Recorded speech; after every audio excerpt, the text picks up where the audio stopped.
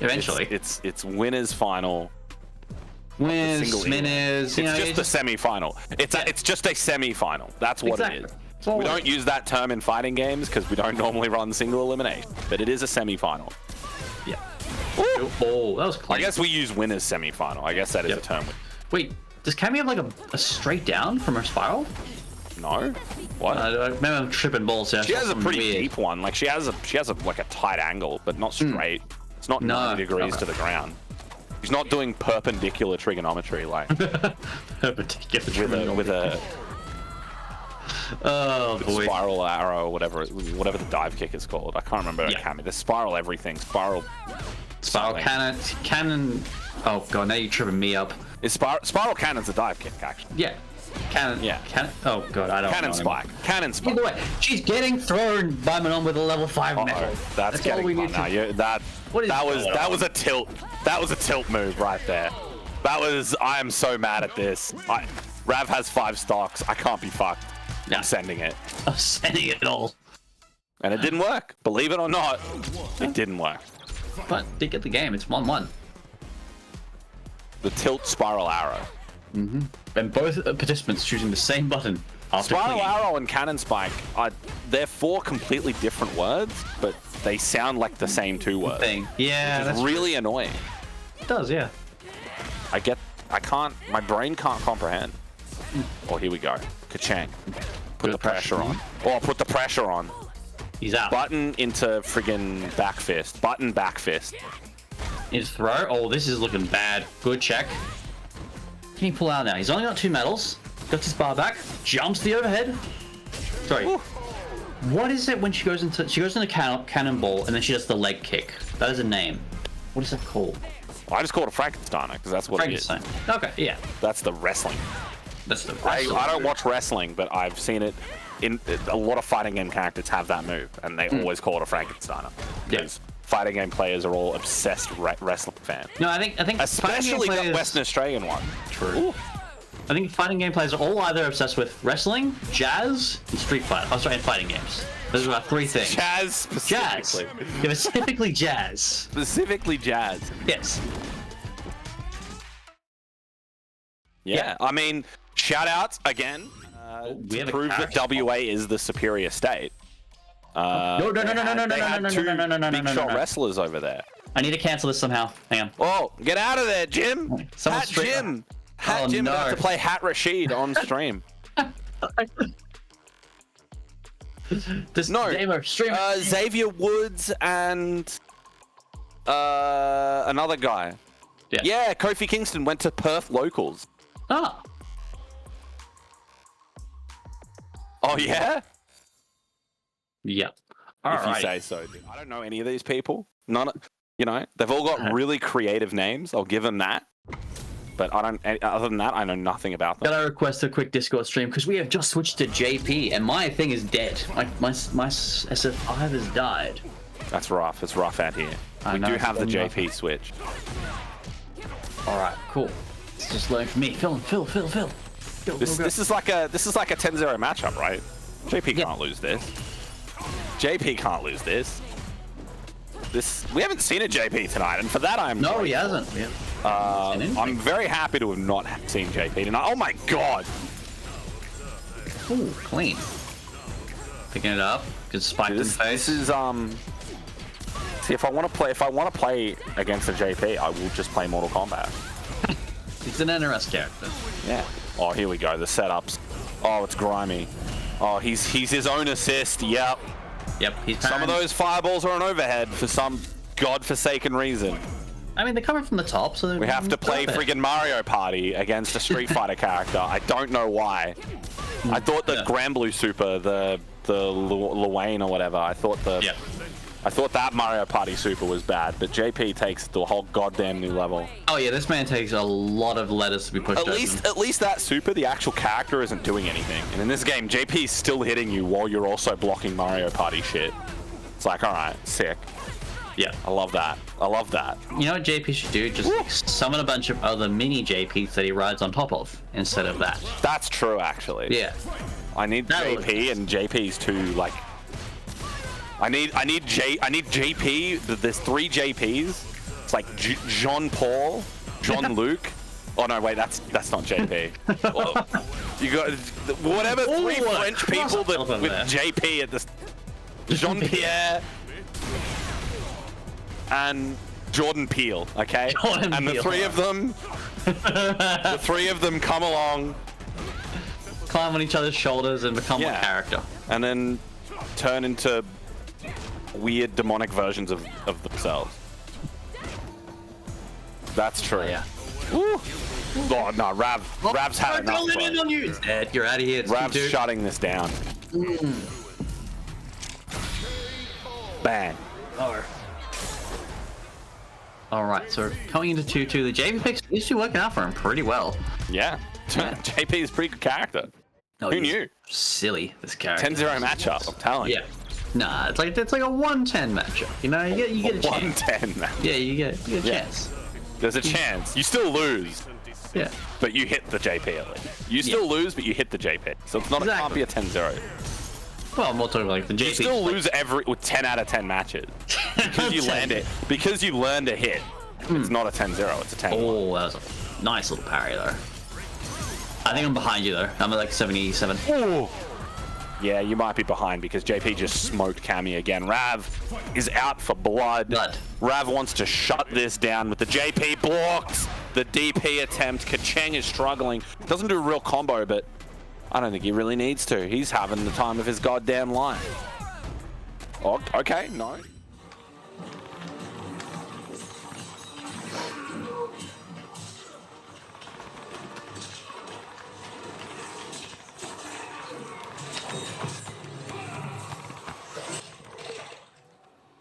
Nah, f off. One more, bro.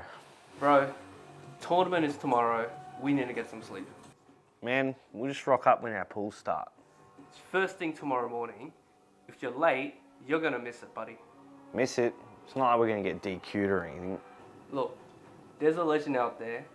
There's a DQ man. If he calls your name out 3 times, you're out of the whole thing, man.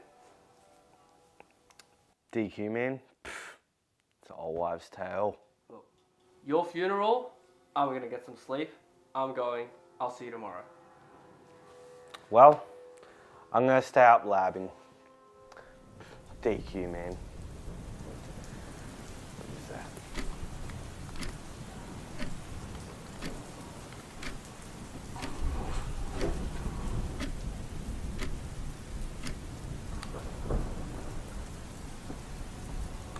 Alright, I think I'm ready for tomorrow. I'm gonna get some... Kev, is that you?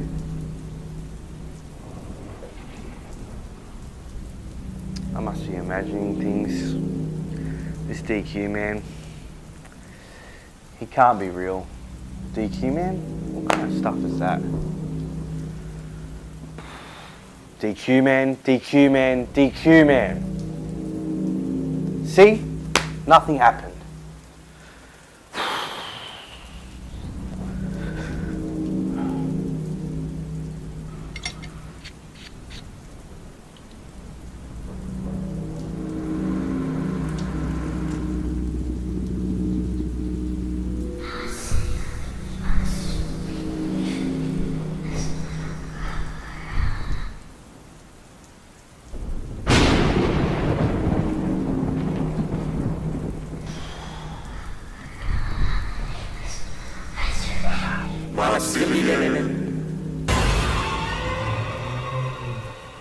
I don't even know what that was. It's all in my head. I need sleep.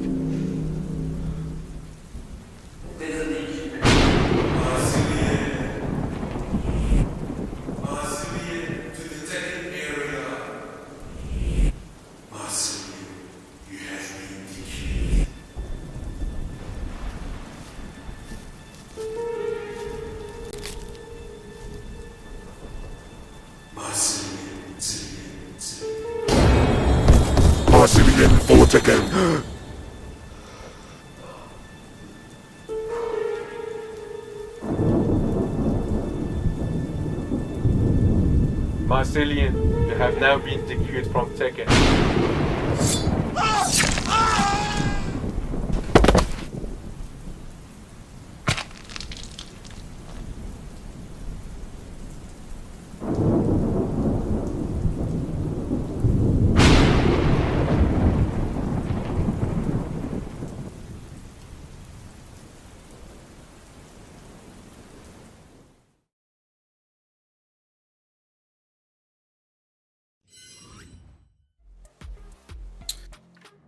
Hello, ladies and gentlemen. Welcome to Street Fighter Australia's midweek mix-up number 78. It's your dad's favourite commentary duo. My name is Brandon, and I'm joined by the Titan commentator of SFA himself, Boombox. Boombox, how you doing, love? Well, Random, a little bit cold, but who isn't in Australia, but otherwise ready to be warmed up by some Street Fighter action as always. Good stuff to see. We have a Titan run for you tonight. Seems to be the word of the night. We've got Titans like Cooper, Luke, Shen Khan ready to fight, but first, we've got to get some admin out of the way. Well, this stuff does not happen without the work of our wonderful sponsors, such as LIU or Light It Up. It is an arcade controller overlay designed for FGC streamers and arcade gamers. Whether you use a controller, an arcade stick, or even a hitbox, you can customize how you want your controls to look with over 113 different layout configurations. Choose from recognizable brands as B&B, Esparta, Etoki, Hitbox, Razer, and more. Out now to Steam. Absolutely. Also got to shout out Eden Parry, an arcade mobile game inspired by the parrying mechanic of fighting games. Tap the screen to deflect projectiles and melee attacks. Build pulse with each parry as your score multiplies. That's Eden Parry. Go and check it out now. Good stuff indeed. Now, Boombox. A few weeks out from our last major. We're well into Bison at the minute. We've got the carry reveal happen at Evo. Of course, Evo just happened the last weekend. Have you been handling the climate thus far? Have you been finding Street Fighter 6? Yeah, look, I think that Bison's been very good for me to switch my brain off. I play Ed, have to be very conscious of my spacing, and then, you know, sometimes when the brain starts to get a bit fried, you just play some Bison and put on the endless pressure, and then if you're on defense, you don't really have any options, so you may as well just get blown up. It's very mentally liberating, I find. You're a seasoned Ed player. Look, I'm finding Bison to be a pain in my ass, if I'm going to be honest. I'm just a humble Akuma player. Small minority of players that exist in the Akuma space. Only a few of you, rare species. Yeah, rare species, rarely seen in the wild, but we're having had issues. At least it's a bit early to call, but I'm having issues as an Akuma player with Bison shenanigans. But cool character. I think he's cooler than probably ever has been. Was very surprised they didn't do a giant attack for like Alpha 3 Bison. I'm trying to make that kind of reference, but all in all, he's cool. He's very like Tekken 4 design. You know how they were kind of edgy about 2002. It's a bit more gritty, bit of a different version of what we've seen before. So no complaints really. He's a shithead, but you know, like what can you do about it? Bison's always going to come back. Yeah, absolutely. And, well, I will say, speaking of the Akuma mashup, I think some people think it is probably slightly in Akuma's favor, but if I'm choosing, I think I am probably going to start picking and choosing between Bison and Ed, depending on the matchup, because I find dealing with Akuma's fireballs and the air fireball approach much better with Bison, with the Psycho Crusher and that sort of thing. And he can do so much damage relatively easily that it's very easy to, you know, shatter the glass cannon that is Akuma. So, whereas the Zangief matchup's a nightmare. Ha! Yes, Zangief has been hitting the gym and has gotten very strong for this season, and it's always up for debate where he sits and such. And of course, with the likes of Bison, that matchup with Akuma, man, I might just be bad to get good to handle that guy. But Zangief, I love that. I love the Shoto versus Grappler battle. It's always a fun time. So to see him do well and people be, you know, kind of worried about him is good to see, because he's been kind of lower for a long time. So I think it's about time to get his time in the spotlight. Yeah. And I think we're ready to go with our first match of the day. We've got ECO rocking the Jamie, I assume, based on the times I've played some matches against him, up against Point Dexter with the Aki. Yeah, there we go. Aki, one of those players, characters, got some buffs, got some help in the Akuma patch, but we didn't see Aki or Zangief represented in the Evo top 6. So. No, we did get a Zangief representation in Topanga. Of course, the jump cancelling coming back into rotation now, and people using the hell out of that to try and, or at least in Japan, to try and get the upper hand, and it seems to be doing okay for them. But Aki, a very, very cool character. So it's good to see that she's got some sauce about her.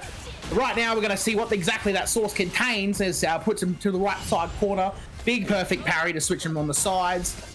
And we've got full drinks, baby. We're all ready to go, and the Drive Rush will seal the deal regardless of a full pint. Yeah. Just got to four drinks, and then unfortunately, next interaction loses the round. But that's all right. He starts the next round with a second drink already through the fireball with the move unlocked thanks to the drinks. Now really putting the pressure on. Back sweep, hard to punish, but Poindexter takes his turn. But Ezio takes it right back again with the leg wrecker. Oh, puts himself in the corner, but challenges straight away. Oh no. Oh, ready for the DI. Okay. Getting a bit stylish here. Get back into the middle of the screen. The drive rush to try and force him back into the left side corner. Yeah, it doesn't matter though. You're gonna try and get out, and you're gonna lose a round for your trouble. Yeah, that 5-frame heavy punch buffed it. Yeah, it is it. Very strong indeed. Gonna drink in your face, but you're gonna get punished for it, mate. So we're gonna push you towards the middle there. Yep, Arky Shenanigans gonna Arky. Full nibs versus very minimal nibs. All poison, no fun. Back to the right side corner. We're going globe trotting. Oh, it drops it. Oh, yeah, have that one back at you, brother. That's gonna be no nibs for you, boss. So unfortunate. Yeah, I think there was a move that was supposed to come out in between into the connect and it just didn't come, but gets it with the dive kick. OD, the pressure's on, neutral jumping, just going in, no DP from Ezio, now very tight on life, but obviously Poindexter in burnout, just letting the offense rock though. Okay. Around. All right, that could have gone either way, all the way to the end. That accidental expenditure of the nibs forcing burnout, and of course Poindexter saw the opening. Absolutely, and that just shows, people say it, burnout is a state of mind. Yes, it is. Got to look strong when you were weak when you were strong. I'm sure that's in a book somewhere. Yeah, we'll say that's Sun Tzu. I was going to say it. I didn't want to go for the easy answer, though. You know what I'm saying? So Abe Lincoln then. Abe Lincoln said it. Abe Lincoln said, "Luke, I'm your father." That's look that up. It's in the These two are swinging at the moment, just rocking it in the corner, back and forth. Or missed a dive kick, I think, there, but interrupts the drive rush cancel, and into the corner you go. Poindexter on match point after taking that first round. Yeah, look, still, shaking off the stuff at the start of the tournament, but, looking good as always. Poindexter always manages to find themselves in top 8 situations, so they're a very strong contender, especially in the group stages of SFA Midweek Mix-Up. So let's see what we can get from here. But playing Ezio myself, he's capable of some sauce there, so he's still definitely got a chance. Yeah, absolutely. Yeah, he's given my Ed the business, and I played him not long after Bison dropped, and he hadn't had any character experience yet, so that was a better time for me. Yeah, right. We'd go different if we met again, and I tried to bring out the Bison. But Poindexter here should be able to kill with a full meter dump if the level 3 connects this time. Yeah, that's the one. And it does. That's the one, baby. That's what he was looking for before, I'm sure. It's always painful to miss that button before the super comes out and you're just eating shit. Like, it's just, you're done.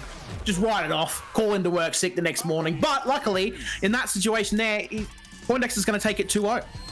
Yeah, absolutely. And, as you said, no mental damage from the drop. He goes for the combo, gets it that time, and claims the victory. Very impressive stuff, and showing exactly why people put Aki in that mythical top 5 at the moment. Yeah, look, the top 5, man. We're getting to that period of time where people are feeling a bit more satisfactory and safe with their top 5 picks. It's not on quite the launch of a character, but man, I still don't know. It's kind of all over the place towards the top there, I think. There are 15 characters in my top 5. Yeah, that sounds about right. That really does. I couldn't place it, honestly. I don't want to seem overzealous, being a Kuma player and being like, oh, he's not top 5. But I don't know, maybe I'm just using him wrong or something. But Bison, I feel he's a strong boy. He's been eating his vegetables, that one. So yeah, we'll see if something comes out, but who knows. Yeah, well, I think so. People, especially bad for Bison is the punish if you miss space the scissor kicks. The scissor kicks are so oppressive, but pretty much any Shoto can turn that punish counter jab into a big punish, and it's just the kind of thing that's going to catch out a lot of people who've been coasting on some sort of lazy crouching mid punch into scissor kick cancels just to keep the pressure going and getting a free mix. So it'd be interesting to see as people adapt. It's one of those ones where I feel like he's strong out of the gate, and over time it'll get easier as a matchup, as opposed to us learning more about characters like Aki and Ed, where we saw they were sort of, and even Rashid, they were sort of rated sort of mid, but then as people playing them learnt, they went up the ranks. I think we might see a bit of an adjustment down with Bison as people get used to his cheap sort of spammy stuff. Well, that's how was Honda week 1? You know what I'm saying? Everyone was saying he was very strong, only to figure him out not too long afterwards. So you never know. You never know if this game. It's really up in the air all the way to the end. I think the lists were all the way tossed about right up until the transition to season 2. So that's who knows with Street Fighter 6, honestly. Absolutely, and he is a character who is constantly rated very highly, but you just don't see a lot. Lilium rocking the Chun-Li, got every tool imaginable, great buttons, that stand jab, the knife hands.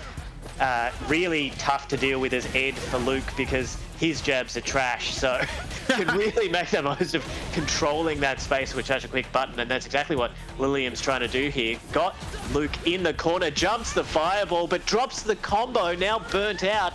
This is really tough position from what was almost a guaranteed victory with that dump out, and Luke is just chipping away. Wow. Snatches going, but the sweep, what a challenge.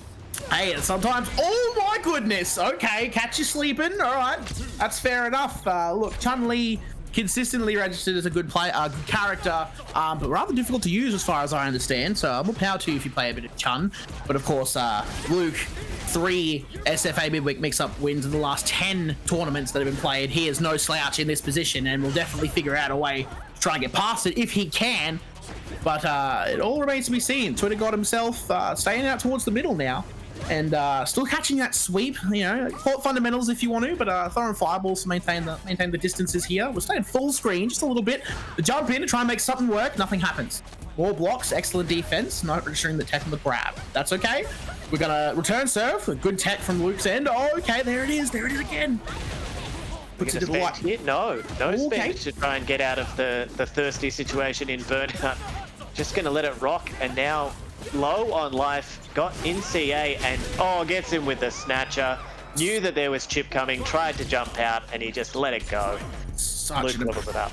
Impressive force is in Ed. It's just honestly, you think you're safe at distances, and next minute he's just wrecking your shit. So you gotta watch out for him. But look, Lilium is coming in though, not giving up without a fight. It's around a piece, you know. Faces facing the corner, of course. Giving Luke a bit of trouble at this point. Jump in to try and get something to go. Nothing. Parry is safe, and Luke is feeling comfortable in this position regardless, which is towards the middle. Big kill rush. He's gonna back off just a little bit. Maybe mitigate space with some fireballs. No. Okay. Yep. Drive rushing with the grab. Tech again. Chose not to spend there, Luke. It's interesting to see if he does now. Yeah, gets to spend, get those nibs back. Probably take a narrow life lead by the time you factor in the scaling here. Have him close to the yellow. Yeah, there we go. And now really turn the tables with that level 3. But Lilium does have 1 bar of super. So any really one touch. Okay. Big DI. Gotta get that full combo. Just a little bit of health. That was terrifying. I was scared for you, Scholar. Oh my god. Managed to sneak that one through. Good measuring of space there, and Lilium will take game 1. Yeah, missed input. I think I don't know if he thought he had level 2 maybe. Luke there, because I don't think the blitz was what he wanted. Interesting to see. I'd love to know what it was, but it doesn't matter because have to reset, and Lilium with a first opening in the second game. Even someone with a surgical precision such as Luke can drop something sometimes, but no worries. It takes a bit for him to get mentally stacked. He's one of the nicest people I've met. No, a little too nice, know what I'm saying? But the DI is going to get counted. That's not very nice for Luke. In return, going to put the full combo, spinning bird kick, put him towards the middle. Okay, a bit of a trade there. Combo's off of it. Right, full distance again. Exactly what Chun-Li can do here. Ready for that, Hassan Shu, but straight away with the jab. There, those knife hands. Match point, Lilium. That's unprecedented, frankly. Luke usually comes in and you know, is pretty calm and collected and manages to get his gameplay across. But Lilium's giving him a hard time. You don't see many Chun-Li's, but you know, maybe that was the answer the whole time. Maybe that's the secret. Exactly. Or tried for the hard read on the DI on the flicker, but instead burns himself out. And then now we're going to see this pressure again from Luke here, just going to chip away. Yeah, keeps the OD Snatcher fishing for a reaction. Goes for the throw into the corner. You go, the Superman punch. But gets the nibs back, catches him trying to jump out of the corner there into the level 3. You gotta spend it if you've got the cash and you're in this position if you're Luke. Absolutely. Take the life lead, make it a guess for game situation. Just over one throw. Oh! Wow, and 3 strikes is all it takes, and Luke will take that round. Fantastic stuff. Towards the middle, tries to jump in, feeling a bit more of himself now that the punish counter. Lilium reminding him who they are. Okay, got to get the full combo. Nothing into it yet, quite. It's because he doesn't have the meter to do so, but level 1 is now there, ready to use it. Now the nib advantage is going towards Luke, and Luke catches one. Punish counter, put in the right side corner. Yeah, just measuring his space a little bit, just trying not to get completely destroyed and obliterated in the corner, but the same thing again! That's going to be the one. Yeah, this should be enough. Beautiful stuff. And you mentioned that space, and Luke's made the adjustment. He's staying just outside that sweep range where Ed's bigger flickers can still hit and still pressure Lilium, but he's not going to get hit by that, frankly, busted sweep of Chun-Li's. Yeah. It's quite good, and it's good on Luke for trying to adapt to the situation and making it pay off in the end. Measuring that space, of course, Luke is good in space, so give him the opportunity to poke, and he will poke you. Yeah, nothing more to be said there. Lilium kind of burning out very quickly in concurrent rounds. We'll see what happens from this, see if the plan proves it any, but it's right side grab. Push forward to the drive rush. Yeah, get your stuff in, sir. Let's see what he has here. Oh, he's cooking now. Oh, okay, no, it's quite. Double meaty fit. Wow. 3 meaty fears into DIs. That's disrespectful. That's the most aggressive, most hostile I've ever seen Luke. So, ever. He did not like being that close to match point, not his way. Just absolutely going for it, and he's been so on point with the jumping mid punch to punish those fireballs. Any charge character fireball, so hard to punish. Goes for the fireball to try and chase the burnout. Ready with the DI, burnt out as well. Gets the level 2 here. Let's see what level 2 combos we have in the corner. Jump, and my goodness. One guess for game. 4 pixel left. It's like watching art. Wow. That's brilliant. The surgical precision of one Mr. Luke at a hairy start, but inevitably takes the game, takes the set 2-1. Wow, incredible game, guys.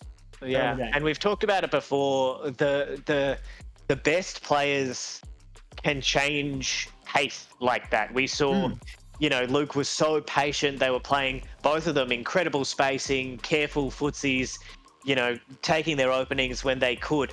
And then once Lilium had adjusted to that sort of speed, Luke was suddenly like, actually, no, I'm going to play this outboxer like a full-on in-your-face absolute monster, and you're not going to get a chance to breathe. The good Street Fighter player has a very effective game player. The great Street Fighter player has more than one. And evident there is he's managed to ebb and flow and chop and change when he wants to suit his position. And the fruits of his labor are born because 2-1. Simple as that. Yeah, absolutely. Absolutely. And, you know, Luke's not Ed's not easy to play that super aggressive, but obviously he has plenty of tools. And, you know, I don't know if Luke played Ed in 5 much at all, but sort of the hallmark carryover of the Ed player from 5 is the walk up EX or ODDP like he did to finish off that round. So we just got the word from the magical voice upon the sky that Ed, it was a long-time character of Mr. Luke, and he was crafting since then. He was plotting his way all the way to Street Fighter 6 with this character. Wow. There you The trademark tail. I feel like it's a telltale. If you ever see an Ed in 6 walk up an ODDP, you can almost guarantee that they spent some time with the character in 5. Yeah. I think the character is way cooler now than they were in 5. To be honest, like a lot of people think that, but yeah, just nice style, great animations, great moves, a lot of sauce. That's what we like to see from new characters in the game. Yeah, speaking of sauce and new characters, DJ Flickers with the Jamie, but up against Hammerhead representing the Zangief. Always popular in Australia, it seems, but when as strong as Season 2 Zangief is, big punish counter SPD. Where did your health bar go? Couple of strong Zangiefs up towards the Great North. Up in Brisbane, so yeah, no surprise here to see a very methodical Zangief being played as they're playing excellent footsies right now, trying to measure the space. Gotta be careful when you don't have the fireball against Zangief, because something like that could happen where you're too close and all it takes is one jab. First round down to Hammerhead. Yeah, and Hammerhead's been so good at checking the drive rushes forward from DJ Flickers so far, making him take the risk, knowing he had the life lead, but ready when he does try to get in, not letting him in for free. But as I say that, commentator's curse, the drive rush stand fierce. Oh, we go. Oh, yeah, okay. He's gonna give you a receipt for that one, but I gotta keep the block up, right? So now, just gotta stay patient here, just to make sure you can get your stuff off. The big drive reversal, get out of that corner. Oh, excellent jump. Now we're gonna get something to go with a Zangief combo drive rush. Throws the knee, but the SPD misses from the neutral jump. Pushes back towards the center. Full pipe, baby. Let's see what we can do with it. Getting kicked out of the club, or are you the life of the party? So let's see here. DJ Flickers trying to get in with the DI. Now throws in the full bollocks. No spend on the level 3. Smart. Still got a round to go, and it's confident that they can take the second round. Yeah, well, when you've got the corner position like that, as strong as Zangief is, he still doesn't have great pressure options of the dueling drive rushes, and Hammerhead takes the early advantage, but the neutral jump again doing big work for Flickers in this matchup so far. If you get in and you find yourself at odds, sometimes a neutral jump is better than any other jump. It's a good favorite of old heads and new heads alike, but it's getting the job done here as it's stuffing a lot of offense. Pushing towards the right side, just a drink for your troubles there. Dive kick, it's feigned, perfect parry. We're gonna get rolling punches towards the right side, more for movement than damage. Gets the 4th drink down, drive rushes immediately. Gets the jump in, but Hammerhead manages to get something out of there. He's not quite taking the space away yet. Full charge, doesn't make anything work, but the SPD comes out after the drive rush. And all that hard work, all those openings, and then, oh no, but doesn't go through. Okay. Oh, catches it. Disgusting. Get that filth away from me. My God, just absolutely gutted him with the level 3 to take the game. Simple as that. Yeah. I think he's gone the light kick drive rush cancel, and every time it's been an SPD except the level 3. And I wonder if that's the double.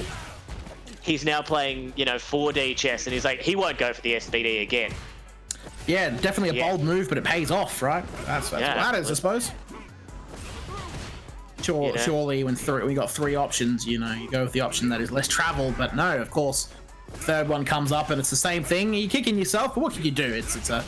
That's the game, unfortunately. The no mix-up, yeah, you got to let it rip in that position from DJ Flickers. Give yourself some space, but the chop for the burnout, empty jump throw, all right. Flickers not intimidated, going a Super Saiyan, here he goes. Oh, one touch now, and the throw to finish it off. Hammerhead on match point. We're going in now. Yeah, he's feeling comfortable in these scenarios here. Wow, a bold drink from DJ Flickers. Trying to get that damage boost that you get from those herbal teas, as it were. But yep, side switch grab. Gonna take a second drink. Manages to block the overhead. Yeah, looking to unlock the dive kick and all of Jamie's full toolkit, because you know that when you get an opening against the DI there into the corner. Here we go. What's the setup? The overhead misses with the throw, but catches him on landing.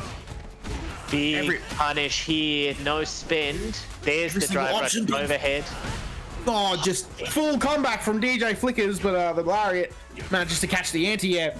up until that point wasn't taking none of it. Was just not taking any damage, blocking everything, making all the right decisions. Now with 4 drinks in the pocket and that little bit of health from Zangief, it's one interaction to win the round. Now, he does have the command grab for Jamie himself. Oh, no, this will be big damage. Oh, but drops the combo, goes for the safe jump instead. You notice that the lariat covered the neutral jump that time, so third time wasn't a charm. It managed to get stuffed that way, and it actually might give Hammerhead the win here. Oh, one interaction each. That's all it takes. That's all it takes here. You bet. Oh, wow. Oh, yeah. That's tough. Not a lot you could do. If he blocks, he gets chipped by the OD Lariat, I think, from that pixel of health. So, checkmate situation and impressive stuff from Hammerhead. Yeah, just burnout, just the difference maker. And I think people forget, even now, that the burnout is the difference maker in a lot of situations, especially when you have chipping machines like Ed wandering about. You got to manage your meter. But I'm sure he had like best laid plans as he possibly could. Just unfortunately found himself in a sticky situation, which against Zangief in the corner is an absolute nightmare, no matter who you are. Absolutely, and you know the mix-up from the first game, always going for the SPD, and then you saw towards the end he was starting to drive rush and neutral jump himself, trying to get the air SPD or something. You know, once he had Flickers worried about that SPD anytime he got the drive rush cancel. And that's when you're really in rock, paper, scissors mind game territory. Yep, they call it the game of strike throws. Not necessarily a bad thing by any means, but they add these extra stacks in, and yeah, you're going to lose track every so often. Even the best players will lose track of their meter. Or even not. Sometimes you just fall and find yourself in a position where you're just going to lose everything. So, you know, it's just part of the game as we develop forward. Absolutely, and you know that's why we talked about it a bit last week, or when I was talking into the void about the call to expand first to 3 at bigger events earlier on once you're through the bulk, like a round or two, because it's such a volatile game, and you can lose so much of your health from 1 or 2 bad guesses. So that's just the nature of the beast. Yeah, it's volatile is the right definition for this game. I think is that it's completely volatile, but that means for the viewers and the spectators, it's an absolutely thrilling game to watch. So very thankful for that nonetheless. Even the slowdown for the counter DI, there's so many, like it's designed just for people to enjoy. Yeah. And we've got more to enjoy right now. We've got Antwerp up against ECO back, more Jamie. We're heavy on the Jamie tonight for SFA.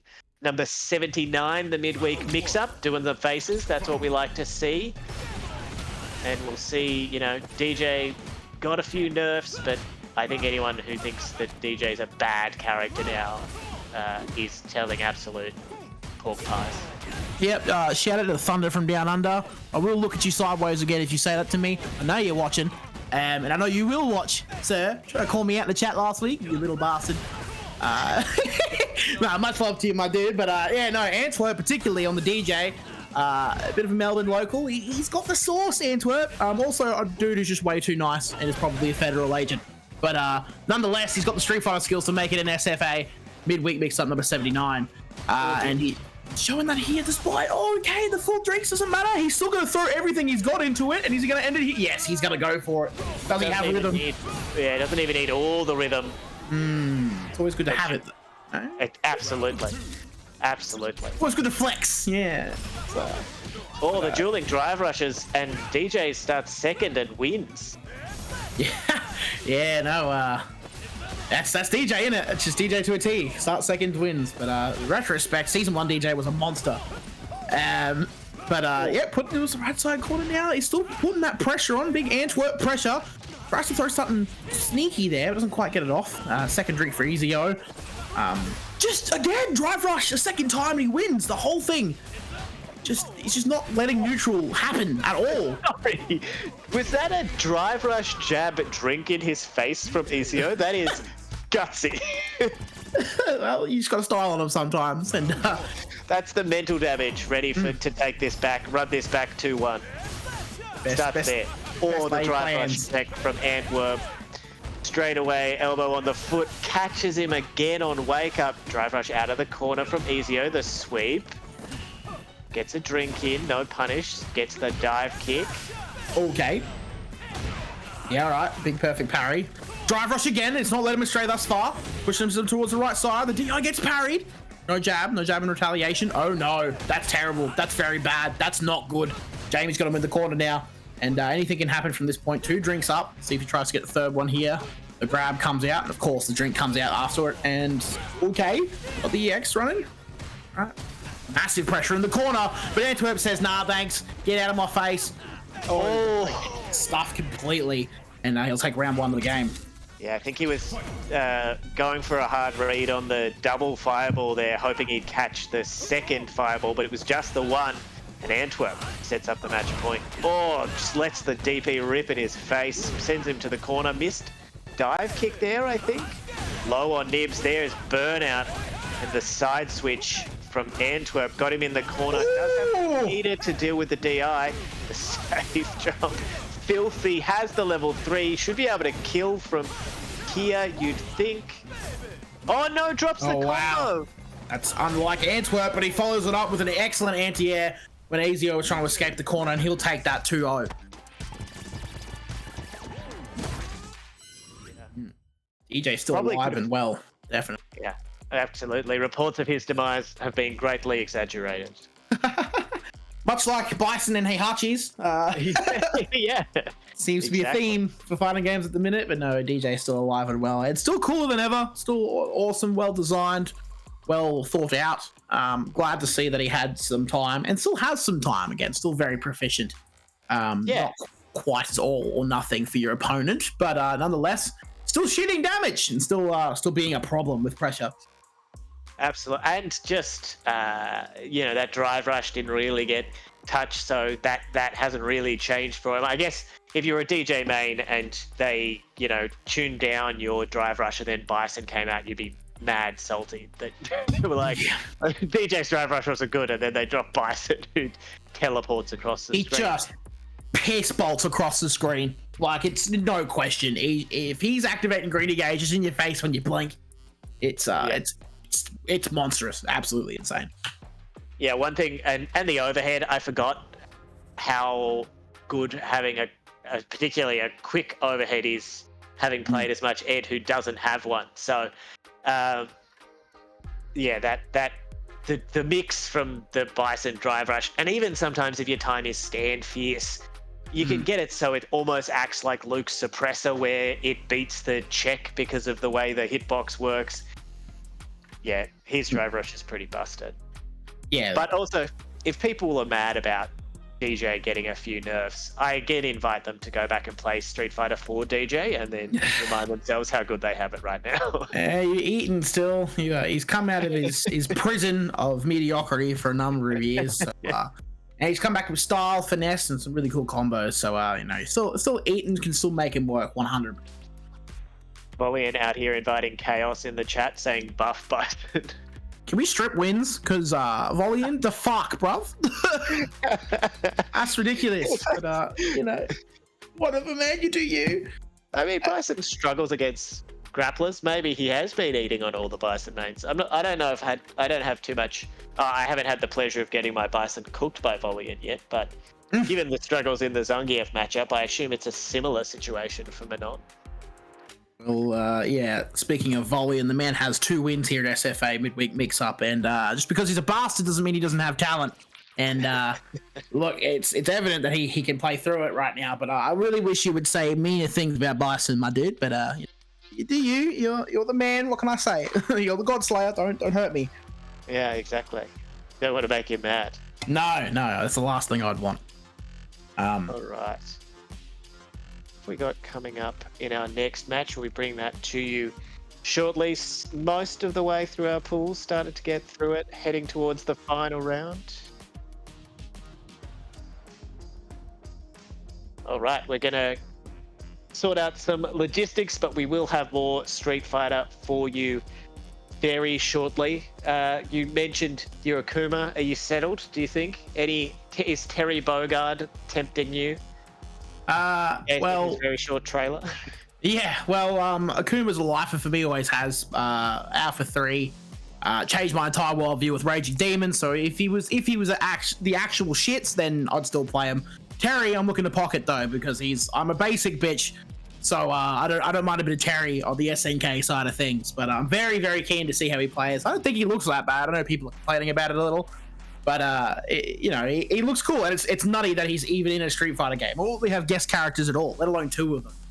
Yeah, well, and I feel like everyone looks a little like if you spend too long staring at any character in 6, like the game looks gorgeous, but if you look at their faces a bit much, especially in World Tour mode, it's an invitation to insanity, really. Yeah, well, it's one of those. They've tried to merge their RE engine, which is an absolute stunning engine, with the art style Street Fighter has had throughout the years. I can understand their design decisions. But yeah, it can make things look slightly awkward in that kind of space. But it takes what, a year and a half to make a character, and they're all intricately detailed and such. So I have no complaints on that front, regardless. I don't think anyone looks particularly terrible. Everyone looks pretty good. Yeah, absolutely, and more importantly, plays like they all feel unique, even though there's the universal mechanic. The game is so balanced, particularly when there's a lot of Marvel vs. Capcom 2 hype going around, but honestly, what, 2/3 of the cast is functionally useless if you're playing against someone who knows what they're doing. Yeah. So, one of those kind of games. To have a game where the whole cast is, you could make a case that, well, pretty much the whole cast is in the top half, if not the top 10 in a way, depending on how you like to play. No one's out here losing by a lot. Maybe Lily, but even then, I think she saw some improvements. Yeah, I think even the Lily Dulcim matchups tightened up in the figures for the very top players in terms of that matchup, and Dulcim got a Crook one back now because his Dulcim Bison is apparently one of the worst matchups going. So okay, in Dawson's favor and Bison's? No, in Bison's favor. I guess he's got his own movement in the air. He's got big buttons, and he's got ways through the different fireballs. He doesn't care if the fireball's bouncing. Fantastic. Well, if you're playing Dulcim, you're either winning or you're losing. I feel like there's no real grey areas. Yeah, very true. Always the case. Always been the case for years, I suppose. All right, got the Honda on, and another Jamie. DJ Flickers is back up against another pseudo grappler in Honda with Macon? Masson? Someone will tell me how to say that. Assuming I think it's Mason, right? Mason. Yeah, that's what I was told anyway. I guess we were just told then, so that helps. Yeah. the voice in the sky, making sure we're not making fools of ourselves. Yep. Gotta let Jesus take the wheel sometimes. Anyway, DI to the corner from DJ Flickers on the Honda player. Puts a bit of grab down, gets another drink. 3 drinks is not so bad. Mason looking to press their advantage towards left corner. Still the headbutt. Neutral up means nothing, no stop signs. So the EX is going to come out. Burnt out, but 4 drinks. What are you going to do with it? Make all the right decisions, the wrong ones, but the pressure is strong, but the chop comes through. Big minutes for Honda. Mason's going to take round 1, just like that. Yeah. Well, and Honda can play honest. You talked about how he was real cheap early days, season 1, and then everyone worked out his gimmicks, and he didn't have another layer to his game plan. Now he's got, the big chop into the corner. He's got the buttons to play neutral, puts himself in burnout, but is gonna do the same to DJ Flickers with this level 3. This is a huge advantage for Mason here. Gonna have him in the corner, absolutely nibless and hanging on by a thread, but just goes for it on Wake Up Flickers. Tries for the walk-up command grab. I guess if you've got the life, why not spend it taking a few chances? But here we go. DJ Flickers fully stocked with a CA, about to get his meter back, but the butt slam to catch the neutral jump. Yeah, it's going to be the first game towards Mason, or as we're being told by Voliant, McKean. Now, I don't care if that's wrong, so I will just start calling him McKean. McKean takes the win. Look, 2 rounds to 0. Little something happening down on the floor. I think it's a character swap. It's Mason. Yeah, but well, he said McKean, man, and he has 2 midweek mix-up wins. What do you want me to do with this, man? Like he's a source. He's a primary source. Hear it from the man himself. Yep. He's leveling up. So, man, you beat him, then I'll call him Mason. But he said McKean. So, man beat Margot. I trust him. That's fair. That's actually fair. All right, Mason's still rocking the Honda, but it looks like DJ Flicker's losing faith in the Jamie. Okay. Ed instead. Let's see what he can do in this matchup. Ooh, the costume 3 with the teal and black. I see. Yo, I haven't seen that. That's good as hell. That's drip. Oh my god. I really like this color. I actually really like this costume too. I know people don't, but it's I think it looks good as hell in this game. Damn, that's nice. Sorry. There's a fight happening. And just Mason with the neutral jump stop sign, but the walk-up throw just absolutely busts through any attempt at neutrals. Just going to walk up, daring him to check. But Mason back in the corner, and Flickers, I was about to say low on Nibs. No, burnt out from this punish counter. Big problem. The wake-up butt slam. Going to keep this pressure going. What do you do? What do you do? You sit in the fetal position and wait for your untimely demise, because Honda in that position is, he's just stressful to be around. You feel his presence never more than when you're burnt out, and he's going to put the super to work under the far right now. EX butt slam completely measured. Corner pressure's coming out hard now. Big grab, punish counter there. Neutral jump amounts to nothing with a big reverse. Oh my goodness! Puts them towards the middle. Is it going to matter? It matter a little bit. Okay, we're still playing. We going for Dream or tried for the Dream, but that's all right. Still plenty of damage and still in burnout. Not ready for the DI. Gets the wall splat. The OD headbutt to wrap it up. Just when you think that you have Honda dead and buried, he comes out with a headbutt, and then you have yourself, well, kicking yourself. Many have fallen victim, but McKean just too strong in this instance. I gotta pay this Mason's that super there to punish the flicker. The character knowledge to know that even if, and as Flickers did, he cancelled it. He tried to use the kill rush backwards to get out of range, but the super went the distance, and he got the full super combo there. So, DJ Flickers thought that it might be able to get away. Like, he had the reactions. I saw him do the kill rush backwards, but the super just had the distance, and that's what really laid the platform for that win in that. I think it was the final round of that match. So. Yeah, look, he definitely didn't go down easily, and he managed to fight his way. It looked like he had that round, frankly. Yeah. Mason said that's the first time he's done that. So, we're unlocking new tech for you here live on Midweek Mix-Up number 79. Anyone who plays Honda, put it in your books. Oh. I wonder what happens if that was that level 1 or level 2? Because I wonder if it has Fireball invincibility. I wonder if you'd actually be better as the Ed to let it rip. Level 2. Level 2. That would be from our local Honda. Man himself. Yep. Putting the sauce to work. And speaking of sauce, we have a monster match for you next. It's going to be Poindexter versus Shenkan. Man of a Million Whispers coming in to try and take the SFA Midweek Mix-Up title for the week. Of course, he's going to bring in the Ed. I know he switched up, but it looks like he's back on the orange boxer. Iconic skin for Shen. And probably doesn't want to deal with the Aki Fireball, drive rush behind Fireball without a Fireball on his own. Big punish counter, full combo into the corner, gets the safe jump. Drive reversal from Poindexter there. Doesn't want to deal with the Ed mix in the corner, and why would you? Playing it towards the middle now. Got to play cautiously against a player like Shen, but managing to do so and keep a good defensive pressure. Wow, that's really well done. Hopefully he gets the mental off of this. Losing a bit of health from the pokes here, but still managing to put up a fight. Towards the middle, throws bubble. Just trying to get the puddle working. Yep. Drive rush behind. Doesn't matter too much. Side switch to nothing. Gonna drive rush. Get a combo off maybe. Put it towards the full corner. That's not quite the kill.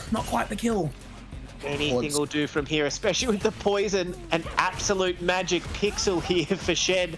Just going to go for it. The challenge with the standing light kick, and that'll be the first round to Poindexter. Yeah, look, anyone's game in that interaction. Ed can just delete your health, but you know, sometimes all you need is that light kick. Seal things out that round, especially when you have no bar left. Sometimes you just gotta whip out the simple stuff. Reversal puts up. Yeah, no, jump in means perfect parry. Okay, gonna get something to work here. Back towards the middle. Gotta put the super despite the perfect parry. He wanted the burnout from the super. Gets it with that crouching light kick. No DP, gets the punish counter throw from. He's in trouble himself. Gonna get slight nibs back. He's managing to keep that pressure, make Poindexter scared while maintaining the 2 nibs that he has. Full nibs back, perfect parry to show you that I'm back, baby. We're gonna party in this corner right now. Gets the bubble off. No combo extended, doesn't matter. Oops. We're gonna call that the reset and then burnout. Risking all the biscuits to try and get this kill. Boot up your Commodore 64, ladies and gentlemen, because that's an Arky combo. Not quite. A magic pixel again for Shen. Now he's got the CA on deck. He'll be looking for an opening to at least dump out. No anti-air again. And no cancel off the flicker, and then challenged on the second. Poindexter takes the first game. This is going to be a nail biter all the way to the end, I think. You know, the burnout managed to be undoing. Again, just a magic pixel of health. The combo not quite measured, or, you know, maybe one more interaction running into it, but, you know, still very effective as a combo, and still gets your opponent scared. Playing some certified Street Fighter 6 at the moment with these grabs. More pressure in the corner. Return serve. Okay. Yep. Wow. The eye in the sky. And manages to get so much damage, and then a punish counter throw again. Yeah. Street Fighter 6. Throw loops. Throw loops. The mental damage, so important as well there for Shen Khan. And now he's going on the offense. Gonna put Aki in the corner. The drive reversal from Poindexter doesn't want to deal with the flicker mix anymore, and why would you? Shen Khan lets it rip. Now I was about to say we're slowing it down, ready for the drive reversal that time, but no punish. The big DI should be able to get a fair chunk of damage, but drops the combo. Punish counter throw though. One touch. You do not want to panic against Shen Khan, because he will exploit that panic, and he'll make it to his benefit. So that's going to be a game to Shen. And Poindexter is more than capable of winning this, but again, it's going to be close to the wire right at the end, I think. Absolutely, and you know, Shen Khan's made the adjustment, changed his pace up a bit here. It'll be interesting to see how Poindexter goes in this deciding match. Catches him reaching. It would be interesting to see where we go now that we saw those throw loops in the corner, but Poindexter hoping Shen Khan doesn't get a chance. Going to try and pile the pressure on. Back towards the middle now. Just waiting for the space now. Both Titans at the long range, trying to keep their distance. The perfect parry. Side switch. You might pay for this one. Oh, good return. Jumps out. Towards the middle. That's where you prefer to be grabbed. If you had to be grabbed, the DI follow-up. Gonna get the full combo out, trying to make the kill. That's gonna do it. That's gonna be the one. Level 1's gonna seal the round in favor of Poindexter. Yeah, gotta let the Ed know that you're willing to DI, that they can't do those flickers in your face for free. And that put Poindexter on match point here. Now we've really slowed the pace down. Empty jump. Crouch jab from Shen Khan. Oh, just misses that one. Misspaces that one, but Aki gonna go have a party now. Full poison on. No, lost it now, but that's okay. Big jump in, a very well placed jump in. Who could expect less from Shen Khan? But the parry is reciprocated with a grab. I guess, yeah. Aki's towards the corner. All gonna keep Shen out now. Okay, yep. Pushing back towards the middle. Drive rush means nothing, but grab pushes further towards the left side corner. Full bollocks now. CA ready for Poindexter to use. Now they're going to measure each other's space, respect each other a little bit. One false move and it's game over for either, round over for either of these competitors. Shen Khan's going to take it to the final round of the final game. Yeah, yeah.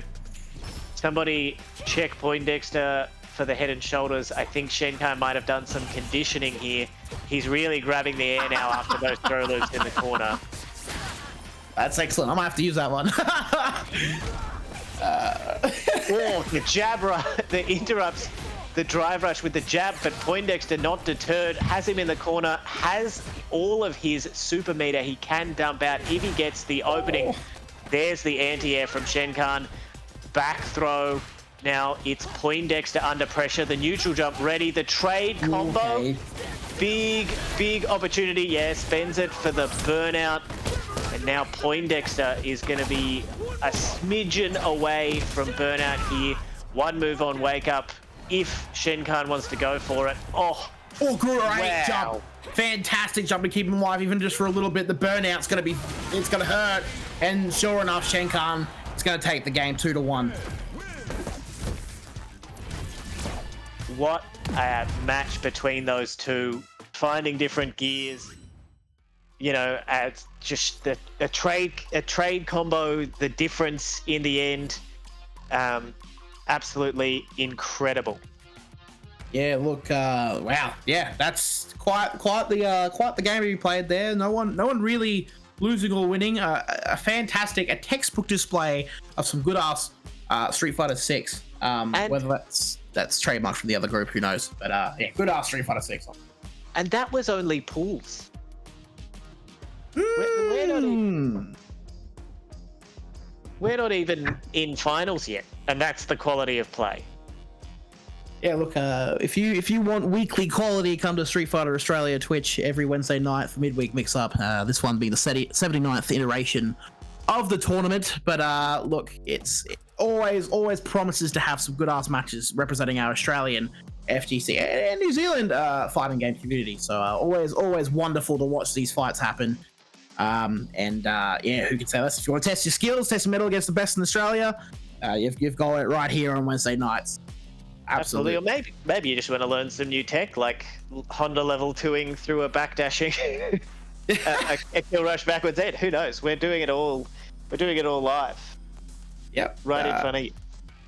Yeah, look, there's you just come have a bash. Why not? Just have a bit of fun, press some buttons. I think I'm due to at some point. I'm not common, absolutely.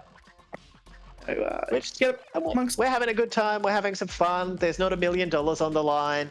God, the pressure. Holy shit, the pressure of $1 million. Uma apparently had none, but you know what can be said about that? Well, but have you seen that? I think it's something like what's the drop off between first and second this year? It's like 900K or something ridiculous. Imagine dropping a $900,000 combo. The difference between $1 million and the second place at Capcom Cup this year. Is that really the disparity? Holy shit, that's heartbreaking. It's something that crazy. It's like they're just holding on to that $1 million prize pool, and so that means that the level below is such a big drop off. Look, we're grateful in the FGC to have the offer even of $1 million.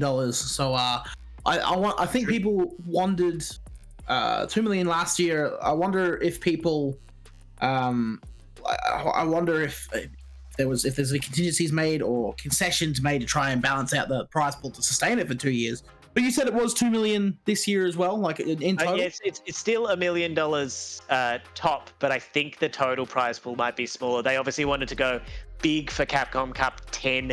You know, it was Capcom Cup 10 in and of itself, and then it was the launch of Street Fighter 6.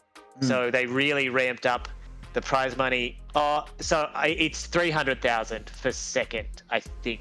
Oh no, that was for 10.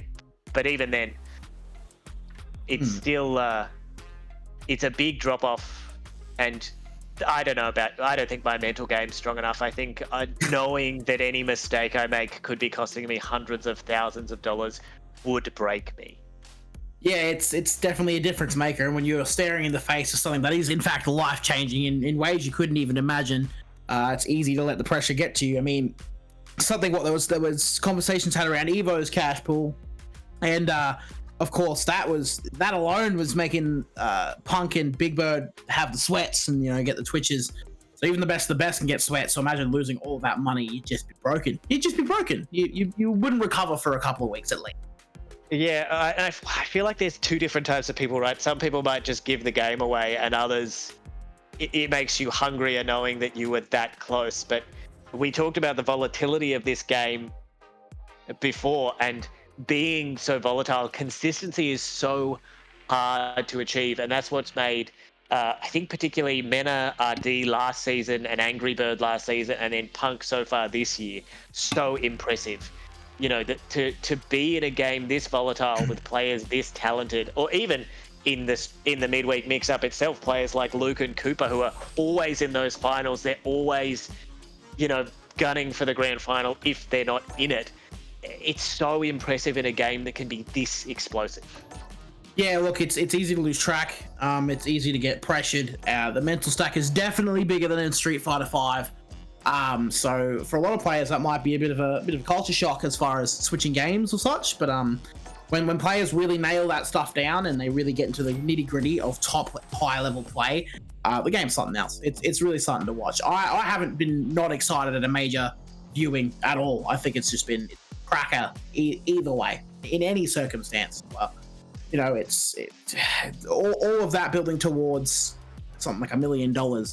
It's impressive to keep that in a tournament mindset. Man, I crack in casuals. Like, what are you talking about? Like, yeah, I feel the ranked pressure. I haven't been playing much because I don't like the feel of it as much as playing longer sets and getting the back and forth and just having some fun. That's where the game really shines to me. And as you say, as a spectator though, it's such a fun game to watch.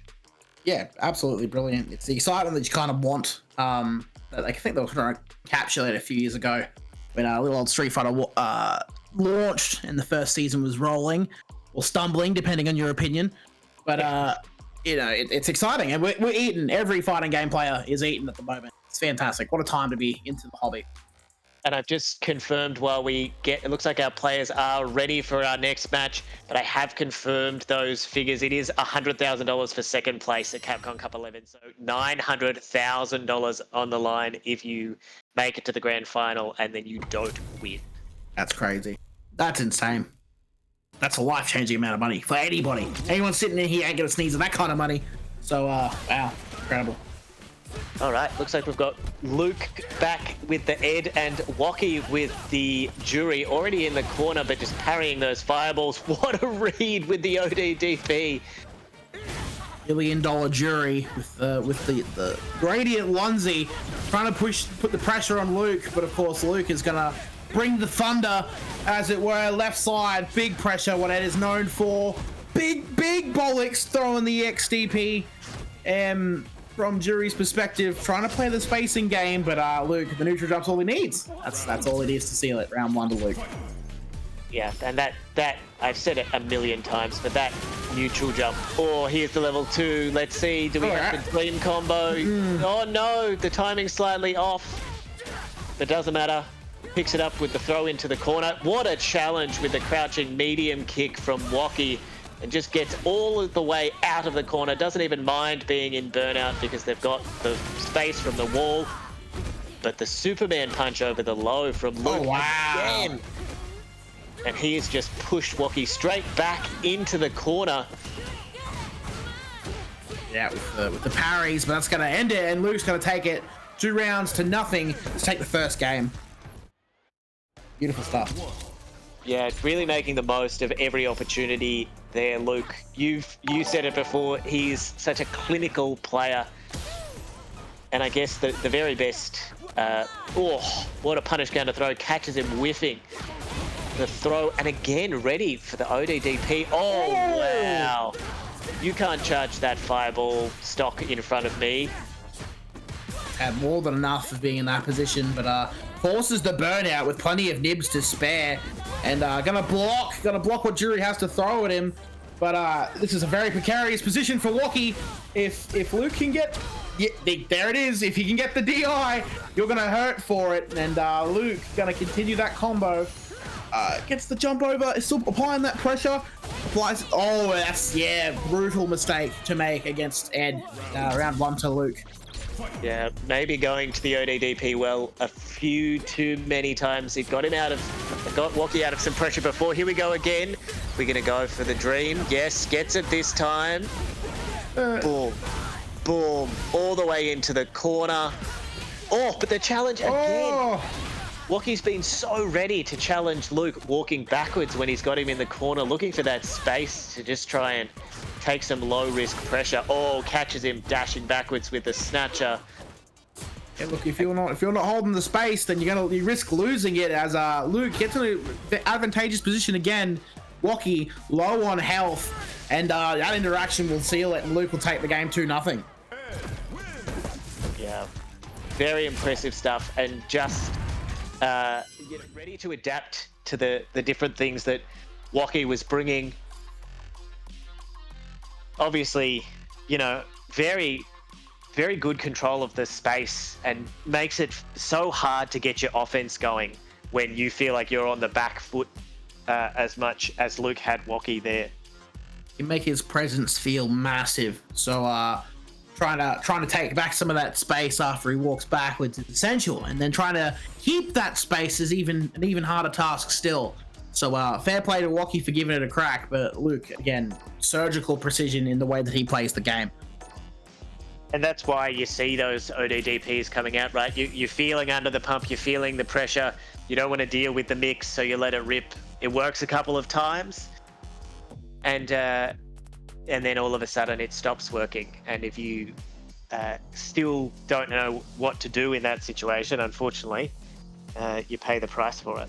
Yeah, especially against Ed as a character, let alone Luke, who is driving that character. Yeah, you don't want to make too many mistakes in that situation at all.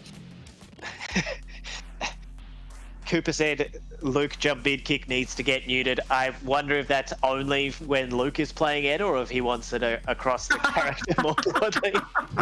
If it's just how good Luke is at using the exact space to get it. It must be a pain. Must be a pain to deal with, and of course, these two find themselves winning a lot of these tournaments and getting a lot of top 8s together. So definitely, we'll be noticing each other's presence no matter where they are in the groups or the bracket. Doesn't matter. Yeah, I don't know. I don't know if jumping medium kick in general needs to be neutered, but maybe he's just that good that it makes it seem really big, or maybe it is just really, really good. No, I'm gonna do some Ed downplay and say no. He definitely needs. He doesn't need any nerfs, but yeah, it's pretty bust. It's such a strong way to control space. People aren't ready to anti-air it because it goes so far. So you can jump from quite far back over a fireball.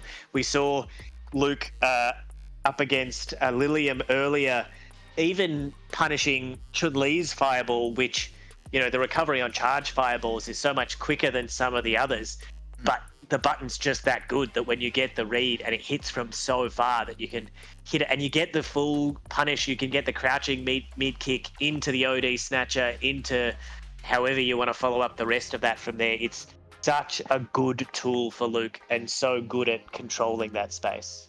And that seems to be a pivotal point of Luke's gameplay, is trying to control the space and make things work in his favor. Of course, we talked before about him being able to adapt on the spot. All things necessary for a solid Luke player. And again, he gets referenced by pros on Twitter a lot, so he knows his way around a boxer, right? He knows his way around Ed. What was that? Yeah, absolutely. Volian out here saying that JP needs his crouching medium punch, which is a very similar button, but he doesn't get as much off it. JP's the cane is very similar, but I think what makes the Ed jump medium kick so much more powerful is that what he gets after it hits is pretty crazy in a way that as someone who plays the character, I'm all here for. But I can understand, particularly when you're playing, as you said, Luke and Cooper are running into each other a lot in the midweek mix-up, so I can understand how being on the other end, you'd maybe be sick of seeing it. Yeah, well, if it's that oppressive, understandably so. You find that one button. What was it? Crouching medium punch for Luke was the god button, and I still think it's pretty good. But it's the button that people couldn't stop talking about because it was just so damn strong. Just such an impressive tool for a character like Luke, who had seemingly everything going for him anyway. Yeah, they gave Luke the character they gave his medium punch, crouching medium punch to Bison. They had to take it off him so that they could give it to Bison. Impressive anti-airs from Bison as well. That stuff is, well, for a command normal, it just in general, just an incredible button to stop jumping in or shenanigans in the air, which you try to force that over the Kuma and get stuffed for it, but you got to look out for that kind of thing. But yeah, Bison again, we keep circling back to him, but he is strong. Very surprised we haven't seen any tonight, actually, not on stream anyway. But it's still very volatile. People still working out the kinks, I'm sure. Yeah, absolutely. It's that other layer of once people playing in the midweek probably know how to deal with the cheaper stuff, but then if you don't have all your optimal combo routes, then you're gonna struggle against these players who know their characters inside and out. Speaking of players, it does look like we're ready to go here with our next match. We've got our players in the room. We should be good to be starting shortly. We've got Woki up against Lilium. We just saw Woki's jury before, and we saw Lilium with the Chun-Li, who we were just discussing as well. So it'll be interesting to see one character, obviously, great buttons, a much more straightforward game plan up against Chun-Li, who has all of those tools, but has to work a little bit harder to optimize the damage when an opening does present itself. But when you do get that damage off, you're a force to be reckoned with, absolutely. Chun-Li, what can be said about it? She wasn't punished for her transgressions in Street Fighter V. She seems to have come out of the gate swinging and is largely under the radar for the most part, but she's as Chun-Li as you could hope the Chun-Li's to be in general. But we'll see the prowess of the abilities that have been given to her here as she faces off against Jury, and staying in the middle a bit, staying nice and close to one another. The drive rush is going to burn Lilium out, but the bird kick in their eyes appears to be worth it. Stocks in your face, you're going to pay for that one. Straight back into the middle, playing a bit of ping pong with some bodies here. Both burnt out, so now we're just playing some raw unadulterated Street Fighter. And we're Super Turbo. No meter. No OD. All balls. Oh, there we go. Return serve. As soon as you get it back, gotta throw it. Nothing off of the burnout phase for either of those two yet, but it doesn't look like it's gonna matter. 3 jabs are gonna do it. Lilium's gonna take round 1. Yeah. Just playing it pretty slow and steady, both of these players here, trying to keep the pressure on when it's their chance, but willing to just step back, not overextend, lands on the fireball. Lilium just really, speaking of taking the time, just letting Woki come to them and trying to make the most and make them make the mistake. Just into the corner, the drive rush makes a grab, trying to keep that pressure in the corner. Trying to throw buttons to see what works. Neutral jump doesn't get anything baited out. The punish counter isn't capitalized upon. The sweep comes out next. Grab towards the middle of the screen, playing completely neutral now. Let's see if the drive rush comes out the last bit of nibs. It will. Are we looking for the level 3? Okay, I'm never sure how much that hits, like how much space you need to hit that, but it's gonna do it, and it's gonna give Lilium the first game. Yeah, I too had a nervous moment of like, oh no, was that cancelled a little late? Is Jury gonna drop before it connects? But no, clearly the hitbox is big enough there that it wasn't a problem. Yeah, the hitboxes in this game are massive, so that checks out for what you can hit from those spaces, so no worries had here. Puck of the buttholes, chat, we're fine. All right, let's see what adjustments Woki can make in this second game. Dashing under the jump that time, looking to get further away from the corner. That sweep, so hard to punish, even when you've got a crouching medium kick as good as Jury's. There's, speaking of, we're just kicking ankles here, ready with the DI back. Both very low on nibs. Absolutely. Oh my goodness. Just throwing hands. Throw caution into the wind. Don't need nibs. I'm just going to kick your ass. Put him in the right side corner. The fireball's going to throw up. The jab in retaliation is going to give Lilium game point. Yeah, burnout's a state of mind, but sometimes you should maybe adjust. Because Lilium was ready there to keep the pressure on and make the most of that burnout advantage. And now just going to slow it down again. Take the life lead and let Woki come to them. Yeah, change gears at your own pace. Despite throwing hands at each other, Lilium has seemed really composed in these matches. Despite all the fury that is happening around with Jury, $1 million Jury. Grab side switches to the corner now. Both level 3s are stocked. Less nibs for Chun-Li, less health for Wocky. So it's anyone's game still at this point. One interaction could really shift the table, turn the tables here. But the CA is level 3. That's going to hit. We're not even going to bother trying to guess it now. That's going to hit. He's going to get the game towards Lilium. Yeah, clinical stuff. And as you said, you know, we weren't going to be tricked twice. They love messing with commentators in this game with that last little bit of health. And the amount of time it takes for Bison to, critical art to come up saying KO is actually cool. So they did that shit on purpose. There's no way. There's no way. It's like, oh, Magic Pixel. Oh, no, I'm dead. Never mind. Hold up. Absolutely ridiculous. Just to make our jobs harder when we're doing commentary, I reckon. Yeah, it's just to spite commentators. I think Sabian said something years ago and they're getting their receipts, so now we all have to suffer for it. Yeah, absolutely. Absolutely. All right, we're going to take a quick break. We're going to get, get some water, stretch our legs. You do the same, but make sure you're back because we have some red hot finals action for you coming up right after this.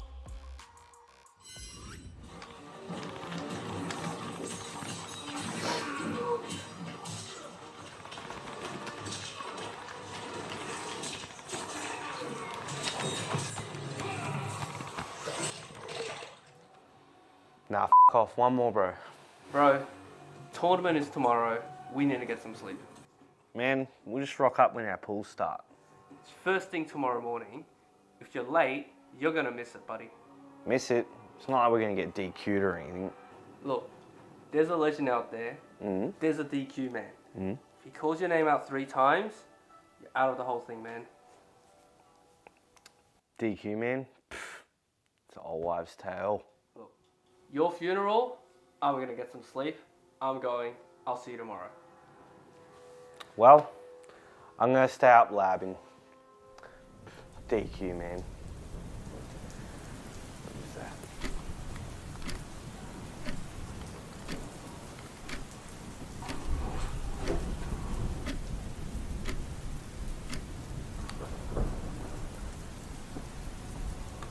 Alright, I think I'm ready for tomorrow. I'm going to get some... Kev, is that you?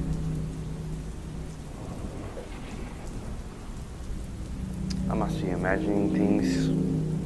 This DQ man, he can't be real. DQ man? What kind of stuff is that? DQ man, DQ man, DQ man. See? Nothing happened.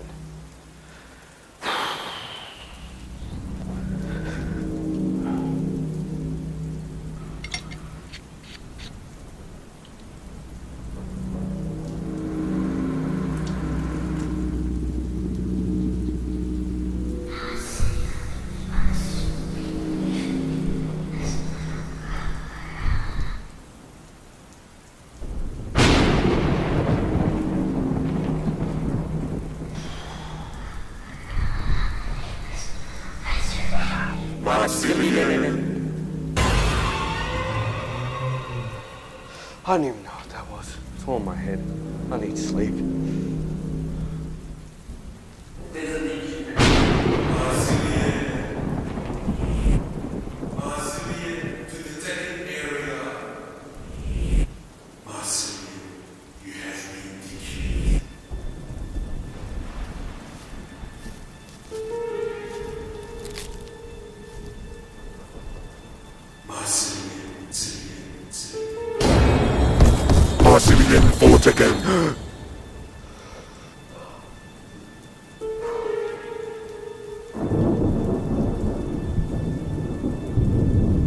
Marcelian, you have now been DQ'd from Tekken.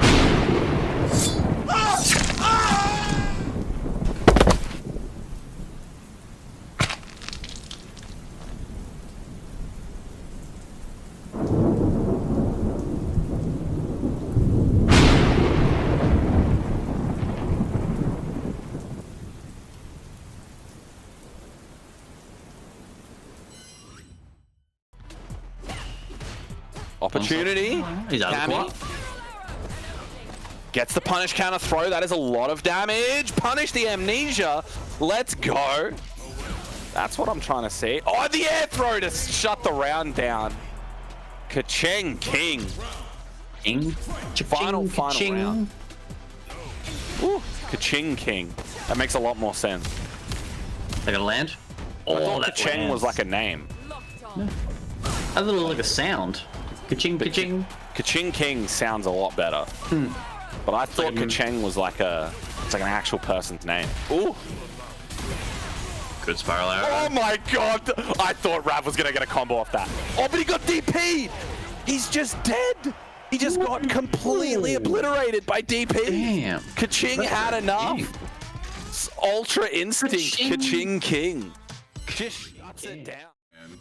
Indeed, I've seen that. He is. Man does not know when to stop DPing. That's what makes him so goddamn scary. That's what makes him scary. Yeah, dude, he never learns. But that's it. He's unconditional. Oh, the punish! Yeah, dude, you can't finish him. There we go. There it is. There it is. There man. it is. He's coming again. Good block in the reversal. No punish. Oh, no punish? Yeah, I thought at least we'd take some momentum. Donkey kick Bro, neutral. I'm Love to scared. see- What is it?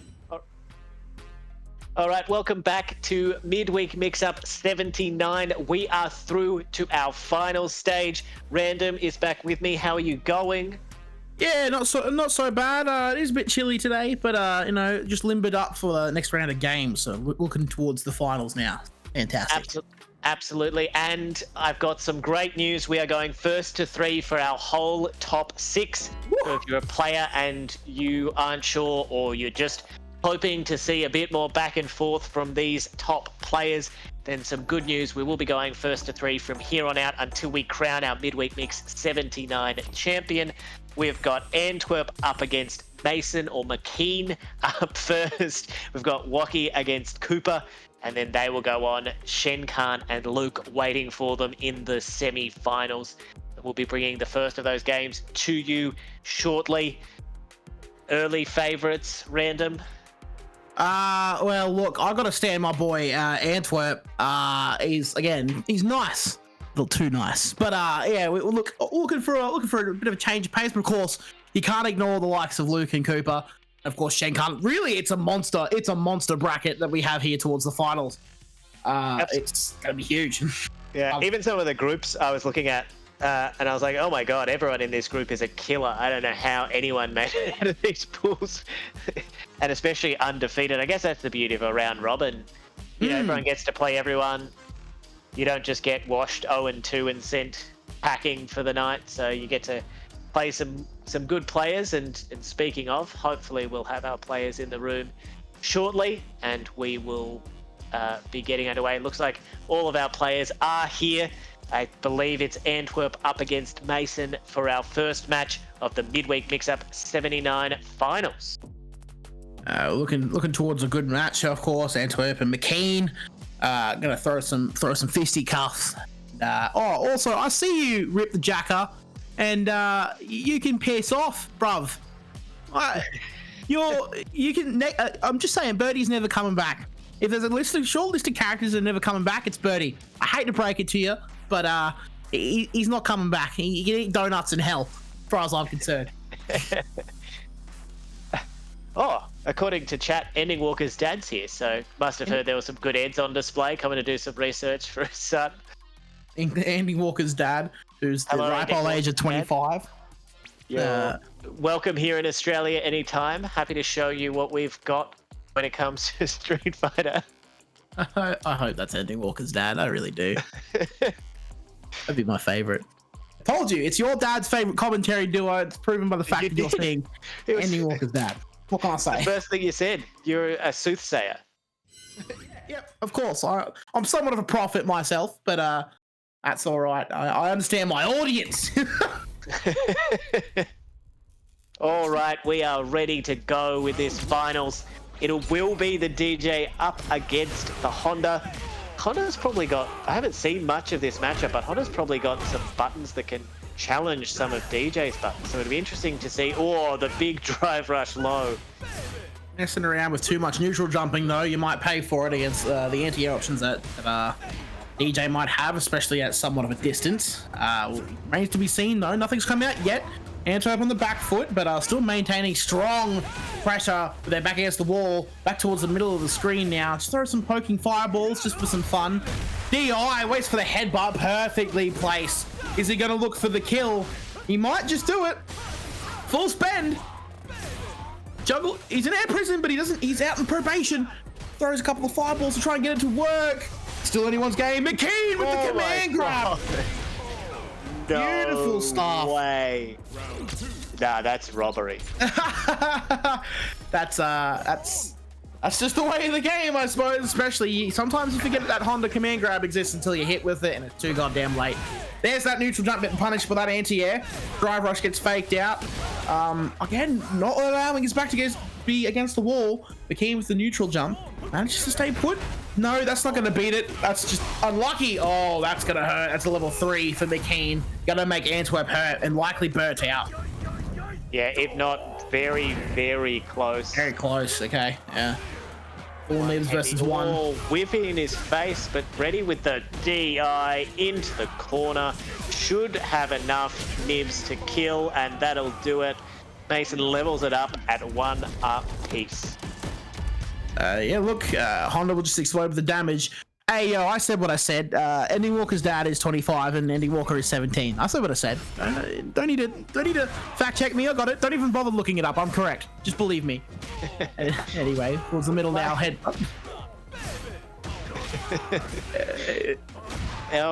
Try again. It's about the 3rd time that Mason's called for the drive rush command grab, and it hasn't worked out. Just being short.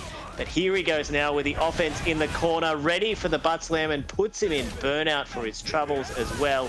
DJ, the deputy Baron of burnout, not as bad as JP, but he's up there once he can get the loops going. And speaking of, ready with the Sobart, lets the super rip though. Oh, and he had the nibs to defend that, but of course you get changed up on direction and you can get caught just like that. Antwerp not exactly losing this game, but he is being stomped by he's being snuffed out by some of Honda's options here, especially when it looks like his back is against the wall. That headbutt has been completely brutal. And trying to keep distance, but McKean not backing away, keeping that space nice and tight. It's kind of where you want to be with DJ. Throws the fireball, tries to get in space, nice and close now. Big drive rush grab. Gonna put the pressure into the corner, but again, we've seen this position before where he could just lose it just like that. Empty jump into grab. The punish counter is gonna hurt. The drive rush isn't gonna amount to much except for a burnout, which is crucial in these stages of the game. Big whiff punish. Antwerp's gonna look to seal this one out. Level 1 doesn't kill. Big heavy punch to end the round. Yeah, and that's the 2nd time that we've seen a super leave Mason with a magic pixel. Wow, the slow headbutt snuffs it out. He is being ready. He's made such big reads again. Ready for the OD headbutt on wake up, and that is unsafe, so he gets the big punish. Fully stocked. 1 touch with DJ's damage would definitely do it from Antwerp if he gets the right opening. But Mason doesn't want to give it to him, just fighting his way out of the corner using those buffed buttons from Honda. Knows what's at stake here. Oh, wow. Poking fireballs. Excellent work. He's going to keep it down to a perfect game. Yes, he is. He's going to take the things that he saw in the last game, readapt. He's going to take game 2. Antwerp. 1 apiece for each of these players. Yeah. At the 32nd perfect. Absolutely clinical from Antwerp there to level this up at 1 apiece. And there he is, ready for the drive rush. Lets the OD DP rip, not having it, letting the reversal. And there's the slow headbutt. He's called it out twice now. And it'll be interesting to see what adaptations Honda makes there, to see if he goes into that well again or if it's been sort of taken out of the rotation. Oh, weird trade. What the hell? That's, yep. Sometimes there's still things that can surprise you, but it's, wow, McKean's burnt out, but still looking fierce. It's a 1 interaction round at this point, and that's going to be the, no, ends up dropping it. Doesn't have anything left though. Can't really put much more into it. Doesn't want to spend the bar there because, you know, you can get the you can get the win. You can save it for next round, and it's close. You want to have as much bar as possible in this match. Yeah, one jab will do it if he can get it, but that's a very similar situation for both of them. Both drive gates back. Oh, wow. No. There it is. Command grab. When you least expect it or think about it, it's just going to pluck you from the jaws of victory and make sure you lose. So that's a round towards McKean. Hey.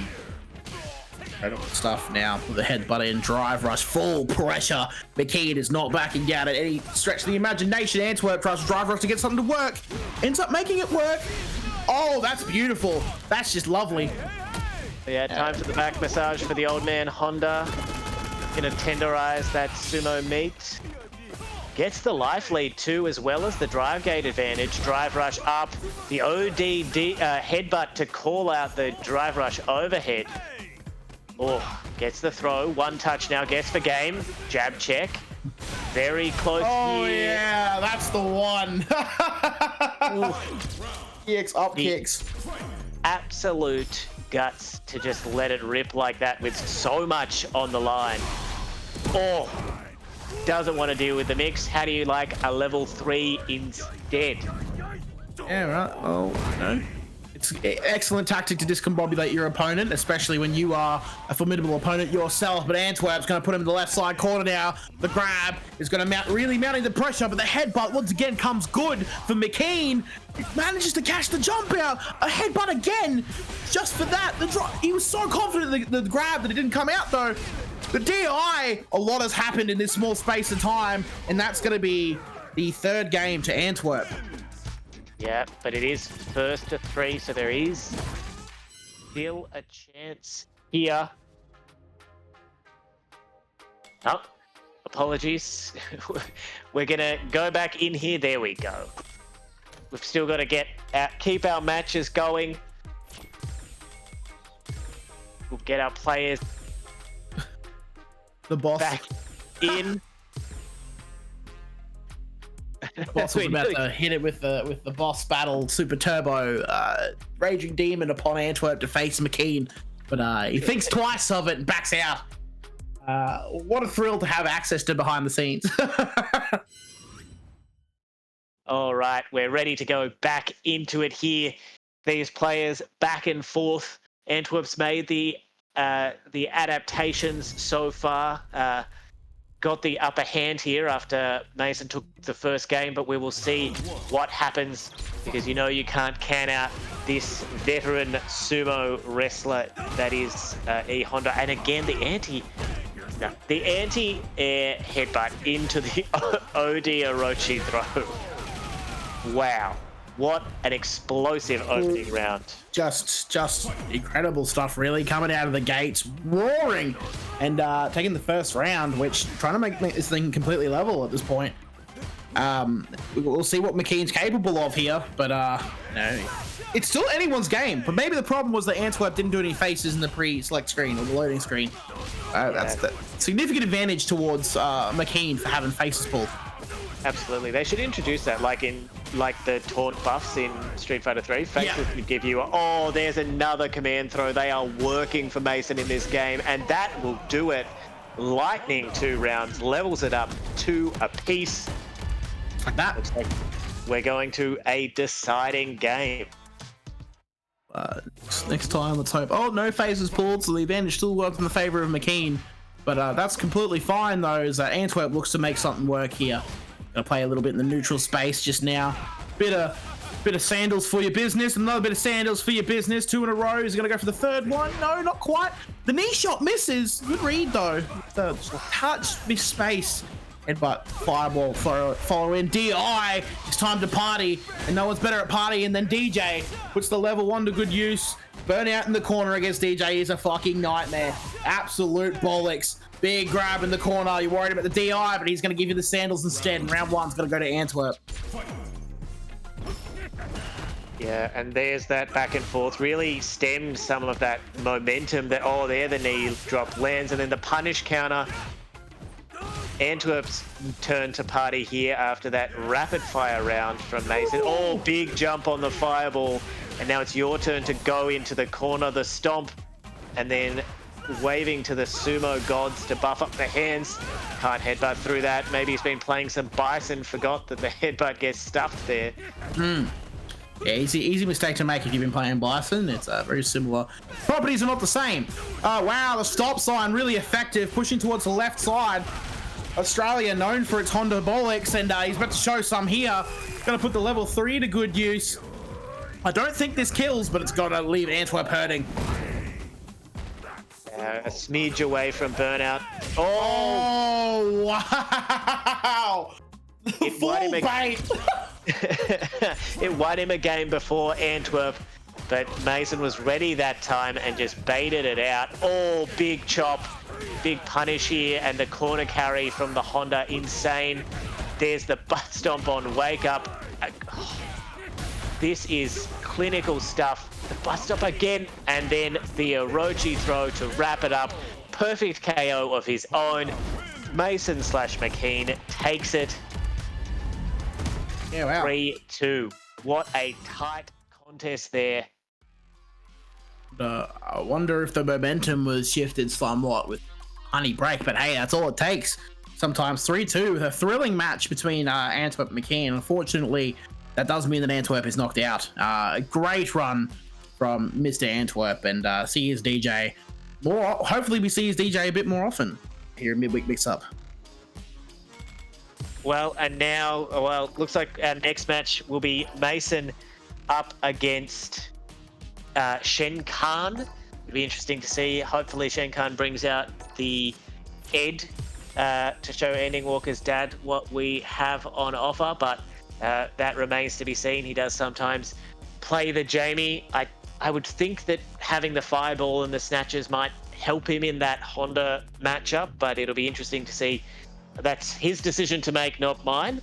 But we will be bringing both of your semi-finals. So Shen Khan up against Mason, and then we will have Luke up against Cooper in semi-final number 2, facing off before the grand final because they're on the same side. Look, again, riveting final stage that we have running here. Not to be sneezed at. No competitor in this list is to be sneezed at all. But yeah, we'll see the next 2 matches. Cooper and Luke, which is just the number 1 rivalry in Street Fighter Australia's midweek mix-up. And of course, Shen Khan and McKean, another fantastic match looking to happen. It's anyone's game. It's really hard to tell who could take this whole thing. Yeah, absolutely. And we've got, some other big names like Roth's here to watch the action as well. Checking in on Shen Khan, maybe seeing how he's doing. Got to give it up for the martyr and the savior of the No Block FGC. Putting in the good work. But great to have everybody here. Of course, 42 people watching the stream. Ruff's laying down the gauntlet, said he's here to watch Shen and Luke lose. So I guess there you go, Mason and Cooper. Got to put on a show and show us what you can do. Also, Ending Walker's dad, if we could get our own positive potato for the SFA midweek mix-up, I'd love it if you could get that sorted. A little celebrity out of Evo, I'm here for it. Gotta spread this fighting game goodness. Gotta spread the fighting game love, and of course, it's been an excellent night here. Every match that we have seen has been amazing, and there's only more to come. And this grand final is going to be insane. There's nothing else to say about it. It's just going to be absolutely riveting. Absolutely, and it'll be interesting. Mason will be bringing the momentum into this match after that turnaround against Antwerp. We saw that pedal to the metal Honda and what damage it can do. So it'll be interesting to see when this match, let me check. Yes, that's the one that's up first on the stream for you, but we will be bringing both of the semi-finals to you because we wouldn't deny you any of this action. And look, it's only just after 9:30 Australian Eastern Standard Time. We have work tomorrow, but we've got plenty of time left to watch some Street Fighter. So look, hopefully we'll get our players for you soon and we'll get that underway because, as you said, the quality of matches has been through the roof tonight, and we're hoping to bring some more your way very shortly. And look, 2 matches that you definitely don't want to miss here at Street Fighter Australia. Again, anyone's game. and both going to be nail biters, I think. Fantastic players across the board. Again, the tournament, less groups, but really, really strong competitors. Absolutely. And looks like Shen Khan, if you are watching or listening, we need you in the room so we can get this underway. Shout out going out in chat. He's parting the Red Sea by lifting an eyebrow first. He is in chat, so hopefully he hops in shortly and we can get this match underway up against Mason. Mason, I assume, still around there. He's also in the chat. So he's trying for the early DQ. He thinks that he should just get a walkover through to the grand final, and I admire the hustle. Give this man, his own VIP space so he can practice. He's ready. He's limbering up. He's chilling. Shen is using the mind games. That's what I'm going to call it. Just to stoke the fire. Mind games against McKean. I wonder if McKean can handle the pressure. Oh, here he comes. Looking to take the heat out. He was running hot with the Honda after that run, and he just wanted to give him time to cool off so that he could take him fresh. It looks like our players are ready to go. Shen Khan with the Ed versus McKean with Honda. I'm very keen to see this matchup. Keen to see this matchup? I am keen. I am very, very keen. Just to see the magic happen. We've had some shenanigans from McCain, but also the methodology of Shen Khan is not to be sneezed at. So it could go either way here. It really could.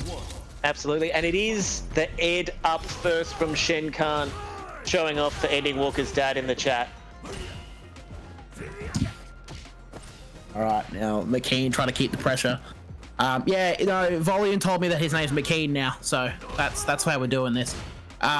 Puts him towards the left side, jumps out of the way. Shen Khan giving the grab. All right, gonna put some pressure on. All right, now try something else. Something that would have worked last game, but maybe perhaps not now. Back towards neutral space, controlling that area. Okay, back against the wall. The butt slam doesn't work. That towards closely. Nice tech. Back against the wall, but still looking very fierce. Shen Khan's going for something now. Grab! That's not quite going to kill. He's got a little bit. One more touch, and it'll do it. Oh, yeah. Takes the with grab, takes round one. Again. Yeah, and there, again, in the corner even, the neutral jump mid-kick from Ed there, showing exactly why that button can be so frustrating to get Shen Khan out of that tricky spot. He was low on nibs. He was, back against the wall, and then it got him out of a tight spot. Oh, and speaking of out of a tight spot, out of the corner, and gets the throw. But the great tech from McKean there to get himself out of some trouble and get us back into this neutral. Hey, yep, Shen Khan applying the scalpel, just bit by bit, trying to keep the pressure in the corner, leaving space, the illusion of a breath of fresh air. The side switch happens. McKean's getting that pressure on. Big stomp, gonna give yourself that little bit of a buff. Big grab. Okay, the drive for us to retaliation. Not gonna quite get the kill off or something here. Might be able to. He's in the yellow. Yeah, wow. See enough. And it's a CA. It might be just shy, but it'll be a huge turnaround. Just magic pixel time, but in burnout, and that'll do it. The cancel into the flicker. Shen Khan takes game one. The pressure after that situation is a lot to bear, so it's easy to lose in that situation. But Shannon, like I said, applying the scalpel, but the king has to look to adapt here. Absolutely, and we're seeing that the crouching light kick. So another good button for Ed, just sort of trying to control that space, because as we've said, Honda's buttons and his neutral have been buffed, so he is harder to deal with. Just going to go for the screen space with that combo, ready for the OD headbutt on Wake Up. Shen is dialed in, but gets caught dashing up straight into the throw. Lets it rip, first opportunity, and McKean lands on the fireball as well. Trying to stop the forward momentum with the neutral jumps, but the command grab will do that just fine. Burnout now, he is in a spot of bother, and now it's going to be one exchange, take the round. Who's going to grab it? It's going to be the butt slam that grabs McKean to grab round one of the second game. Yeah, what an adaptation there so far from McKean of the perfect parry Shenkan does not want to deal with these headbutts, and he will make you doubt every single time that you've got charge. Oh, and just goes for the walk-up throw, catches him reaching again. What a shimmy. Probably won't want to spend, no. Confident that he's got enough of a life lead to close this out. There's a trade. No combo. Headbutt out of the pressure. Wow. And the team, just like that, out of the corner, almost coast to coast here with this exchange. Flashing Red has the CA, the OD headbutt, so brave.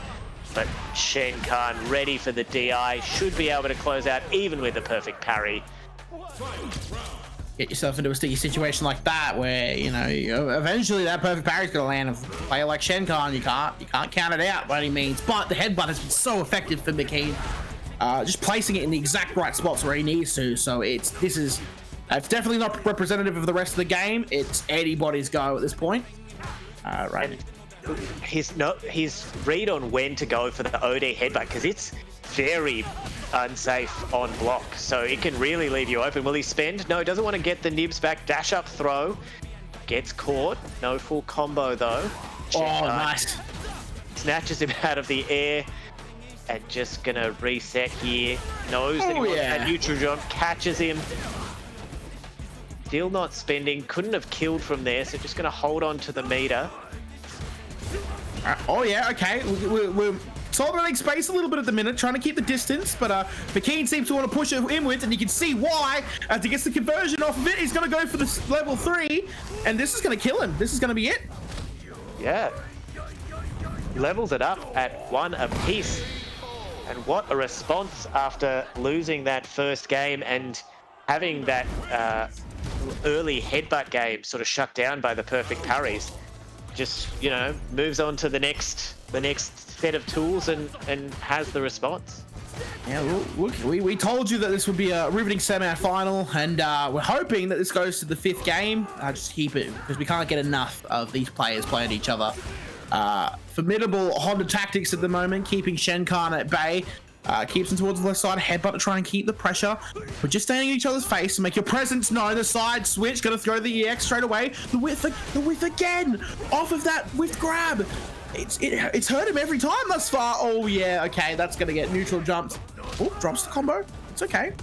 Look at the burnout, but you're in a bit of spot of bother here. The nib differential is not ideal. McKean goes to the stop signs, but it's snuffed out. Big chop. Yeah, sometimes you just need to let it rip, right? Put him back in towards the middle. Ken's gonna fake the fireball out. Especially with big buttons like Hondo. You know, you think you can throw them out because they're in burnout, but Shenkan with the reactions there. But the headbutt again, and that is impressing on Wake Up.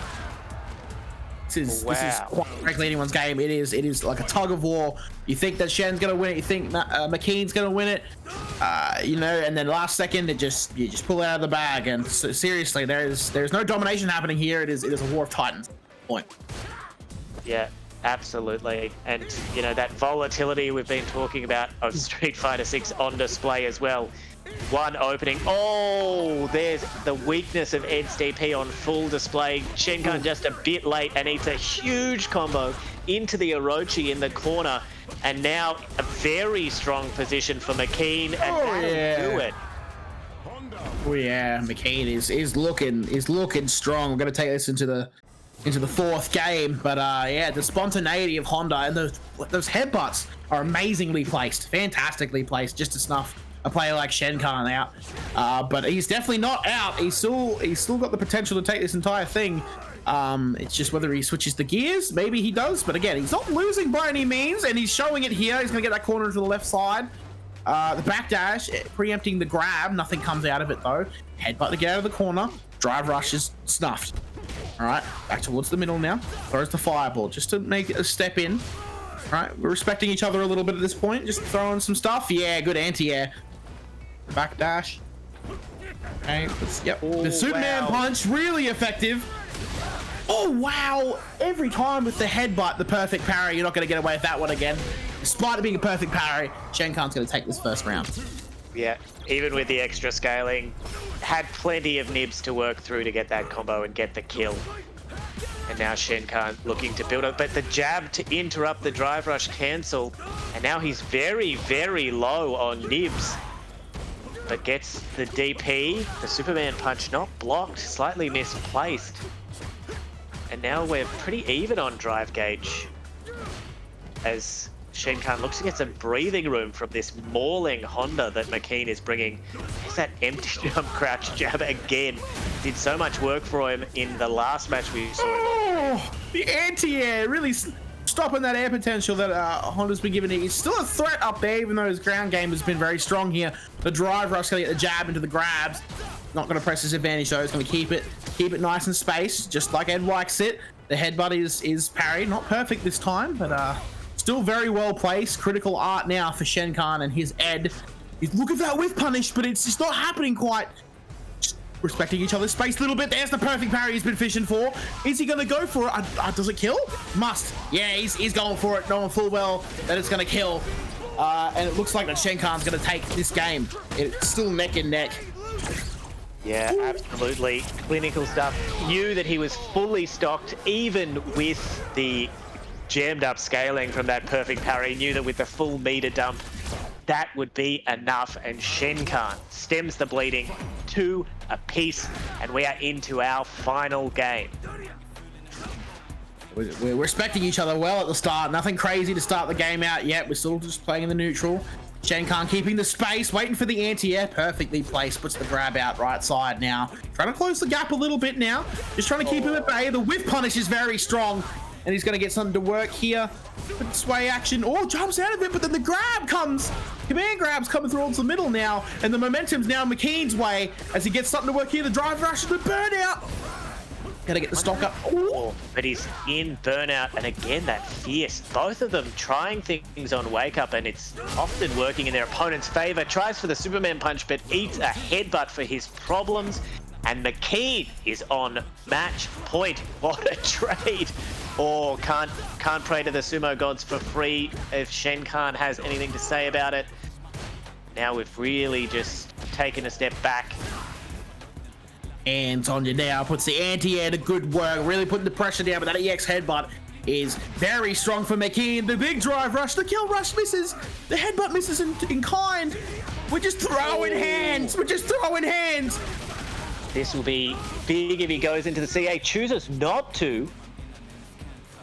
Holds on to that meter for that one opening to definitely secure the kill. And now, the whiff DP. Oh, it's Scramble City. The spaghetti is on the plate. Now it's one touch for anyone. The double throw from Shenkan. He's here to play Street Fighter 6. It is Throw Loop City. He is here to play Street Fighter 6, discernibly. He's had enough of the headbutt bollocks and wants to get that goddamn win. The parry, he's going to maintain the space even a little bit. The neutral jump really helping. Wow, straight into level 3. Yeah, wants that drive gauge advantage, wants to put him close to burnout. You know, you got to spend the cash if you've got it. Oh no, ballsy move to come out to spend and get into burnout from that situation against a player like Shenkan and a character like Ed with immaculate gameplay. In this kind of area, right side, you are in some trouble, sir. Is he going to play Street Fighter 6 or is he going to do something fancy come through? That's all it takes. That's all it takes. Shenkan's going to take the 5th and final game and advance into the grand final. Yeah, absolutely beautiful from Shenkan there. Again, had him thinking throw. Didn't get the full punish off that shimmy, but impressive stuff from both of them, right down to the wire. Shenkan moves on to grand final, but some good news as well. We have more Street Fighter to find out who will be up against, and it's two, as you like to say, absolute titans of the midweek mix-up. Luke up against Cooper in our second semi-final. These two have been trading blows for the last 10 tournaments. Out of 10 tournaments, both players have won 3. So it's a total of 6. So over half of the tournament winners have been taken up by either Luke or Cooper. Both of them have had 7 times in top 3. But as far as the most top 2s, Cooper edges Luke out 3-2. And yes, I know what I said, and I'm standing by it. And it's gonna look like it's gonna be it. I don't want to say this because it's said a lot, but it's going to be a slobber knocker. It's going to be absolute bollocks, balls to the wall, Street Fighter 6. And, you know, I got to give you a shout out for doing the work, doing the maths, checking the numbers. you know, on that grind, giving us those stats. That's what we like to see. Sometimes you just get bored at work, you know, and sometimes you have a question, you need to get it answered. But I'm just here for the hype, my dude. So I'm very, very excited for this match. The two behemoths of the midweek mix-up going at it. You sit in the office and all you're thinking about on a Wednesday is that it's midweek mix-up night, and you can't wait. I can't not watch it, man. I can't not get amongst the Street Fighter goodness. But starting the proceedings off, two heated rivals. I don't care if they look like are super homies in real life. We're gonna say the heated rivals. You know, many can be said. Comparisons can be drawn. You know, Vegeta, Goku. You know, that's the only one I can think of at the moment. But Ryu, Ken. You know, I was gonna say Ken and Ryu, Yep. Jamie, Luke. They're trying Jamie, to make a Luke. thing. I don't feel it yet, but. You know, no, it seems very forced, doesn't it? But oh, here's a big back throw and the stun from Luke. Doesn't want to give Cooper the chance to think about it. Doesn't have quite enough to kill the drive reversal as soon as he gets his bar back. Burns himself out again, Cooper, but gets the spikes, and that is enough to get him over the line. And that's what we expect from this kind of game, is that right into the ending, and you're not going to know who's winning until the health bar goes to 0, and Cooper sneaking that one out there, even with his back against the wall.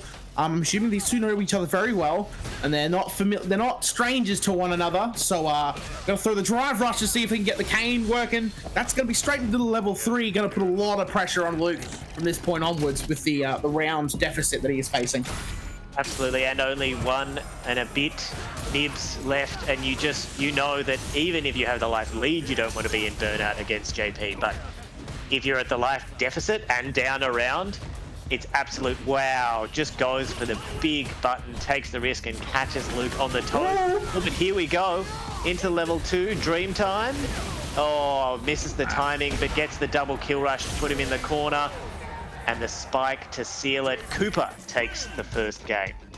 And look, yeah, JP doing what he does best, is making you feel like you're safe, and then gets hit in the latter part of the screen, further distance away. We're going straight to character select right now. It appears that Luke might be looking for something at the minute, but no, look, this match it's gonna be neck and neck the whole way. Hopefully we see what happens with this, but yeah, Cooper has a nicely refined JP, hasn't faltered since the nerfs that he received, and Luke enjoying Ed like he always does. Simple as that. And yeah, absolutely, and you know that familiarity, even when they change some of the things. We spoke about it with DJ, we've spoken about it with Luke the character, not Luke the player. Same with JP, their core game plan hasn't been changed by these nerfs, and if you know the routes as well as someone like Cooper does, you know the character, you know the ranges you want to play, you know, tweaks around, yeah, your anti-air might trade a bit more than it used to when they nerf the crouching heavy punch, but ultimately the timing is mostly the same. It's still a very solid button, and you can still absolutely get the most out of a character like JP. It does not get better than this on Wednesday nights for Street Fighter Australia's midweek mix-up number 79, Cooper versus Luke. Tails all this time. The midweek El Clasico. Volley, despite not participating this week, it's firing on all cylinders. You better patent that before I do, sir. That's some good ass marketing. Nevertheless, it looks like the players are ready to go. You know, it's 5 to, you know, we're getting towards the business end, but if you're just joining us, I don't know why. 1, you should go back and watch everything. It's been amazing. But 2, this isn't the grand final. This is just a semi-final. Cooper versus Luke. We have Cooper up 1 game in this first to 3. We're ready to go again. We're going to see how Luke adapts to Cooper's strong JP gameplay, really keeping him at distance. Of course, Ed wants to keep you at distance, but so does JP. The EX Amnesia is completely dodged upon. Puts him in the right side corner. That parry, that drive rush in return. Trying to get receipts back, get your ass back in that corner. The EX Amnesia works out this time. Full burnout, but Luke's played knifey spoony before, and he's not going to fall for them shenanigans. Puts the EX in. Oh, throws level 1 just for good measure. Really putting the pressure on now. Big grab to the right side. He's burnt out, but he's still looking like a force to be reckoned with. Throwing the ghost in. Yeah, that's going to be round 1 to Cooper. Yeah, wow, those big, meaty kicks on Wake Up, hitting him twice. Ooh, wow. Punish counter. on the throat. The command grab, punish counter. Cooper is just bringing every tool to the table. You don't see the command grab very often from Cooper, and that's exactly why. So you can pull it out in situations like that. Burnt out by the ghost into the stun. Cooper is cooking right now, but drops the combo. Apologies for the commentator's curse. Doesn't matter.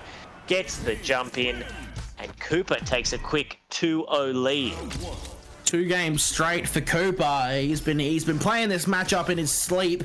He seems to be giving Luke a lot of trouble, and it's not often you see Luke on the back foot, but that's what you get when you have these 2 Titans go at one another in the midweek mix-up.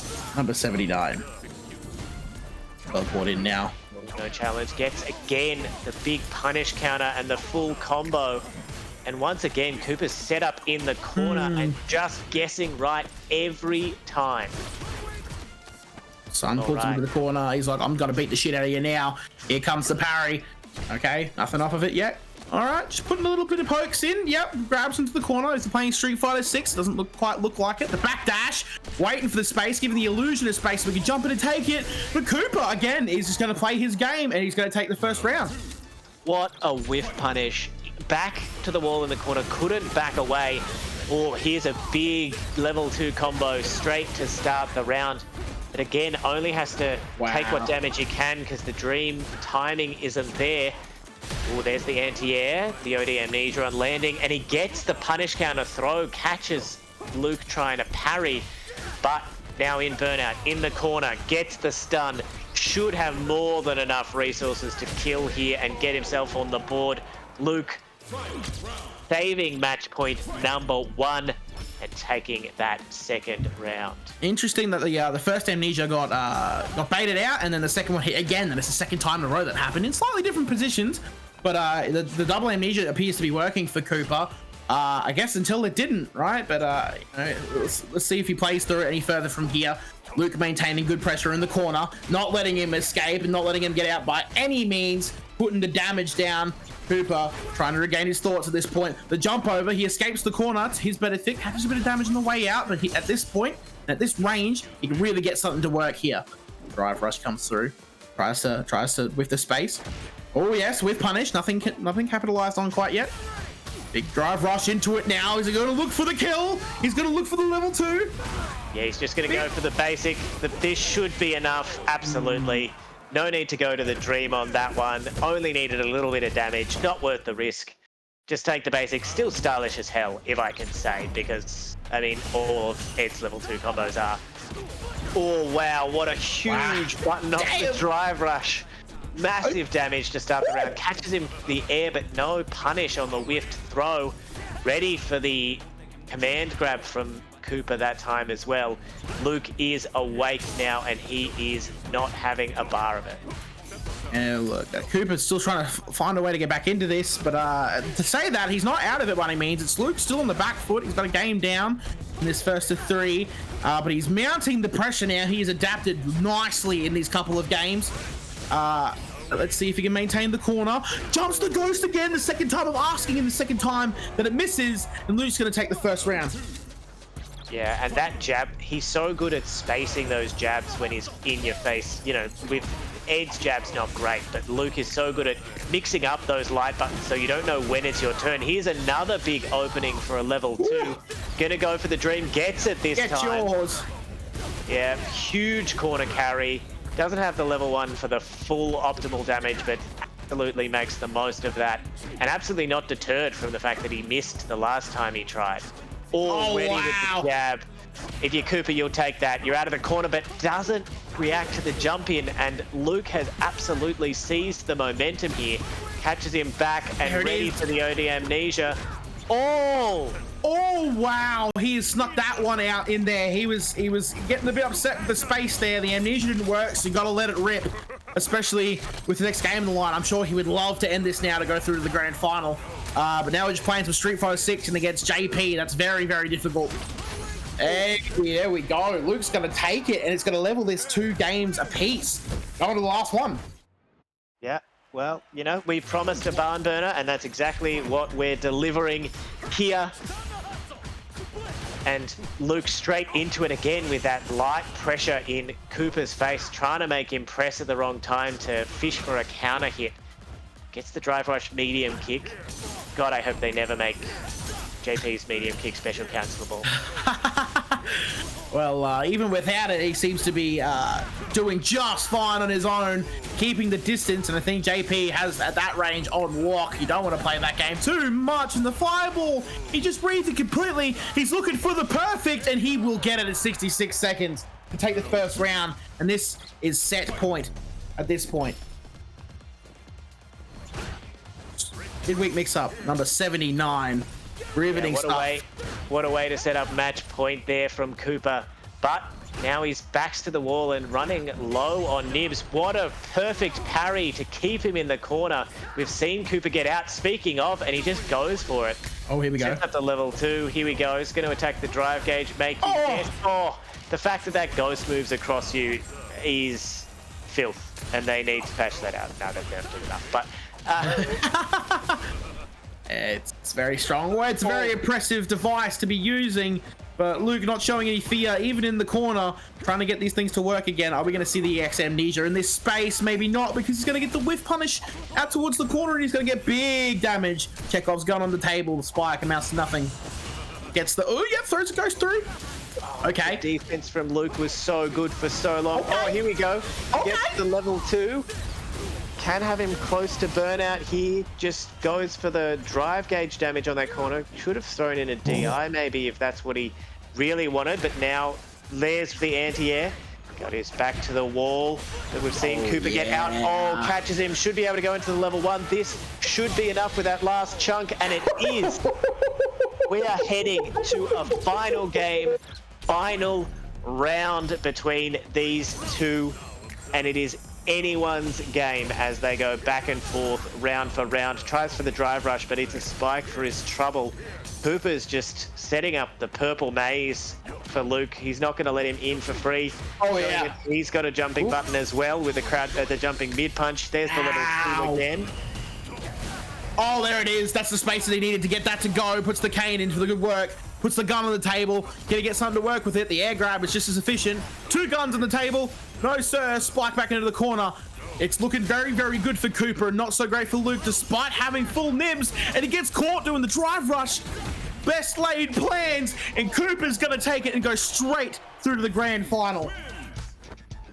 Wow, what a final round. He had the zoning and thought he was gonna leave Luke playing the chasing game, and then all of a sudden switched into the offense, had the portal mix-ups, he had the teleports, and just absolutely smothering him to end that round.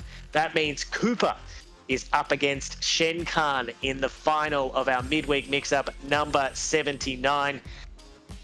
What an absolute blockbuster match for you. We'll see which character Shen Khan wants to bring in. I know that he's been repping the Ed tonight. I've seen him play Jamie before. Don't imagine that the Jamie matchup is more pleasant against JP, but I don't play the character, so I'm not sure. But we'll be getting Shen Khan shortly, and we'll be ready to go in our final for the midweek mix-up.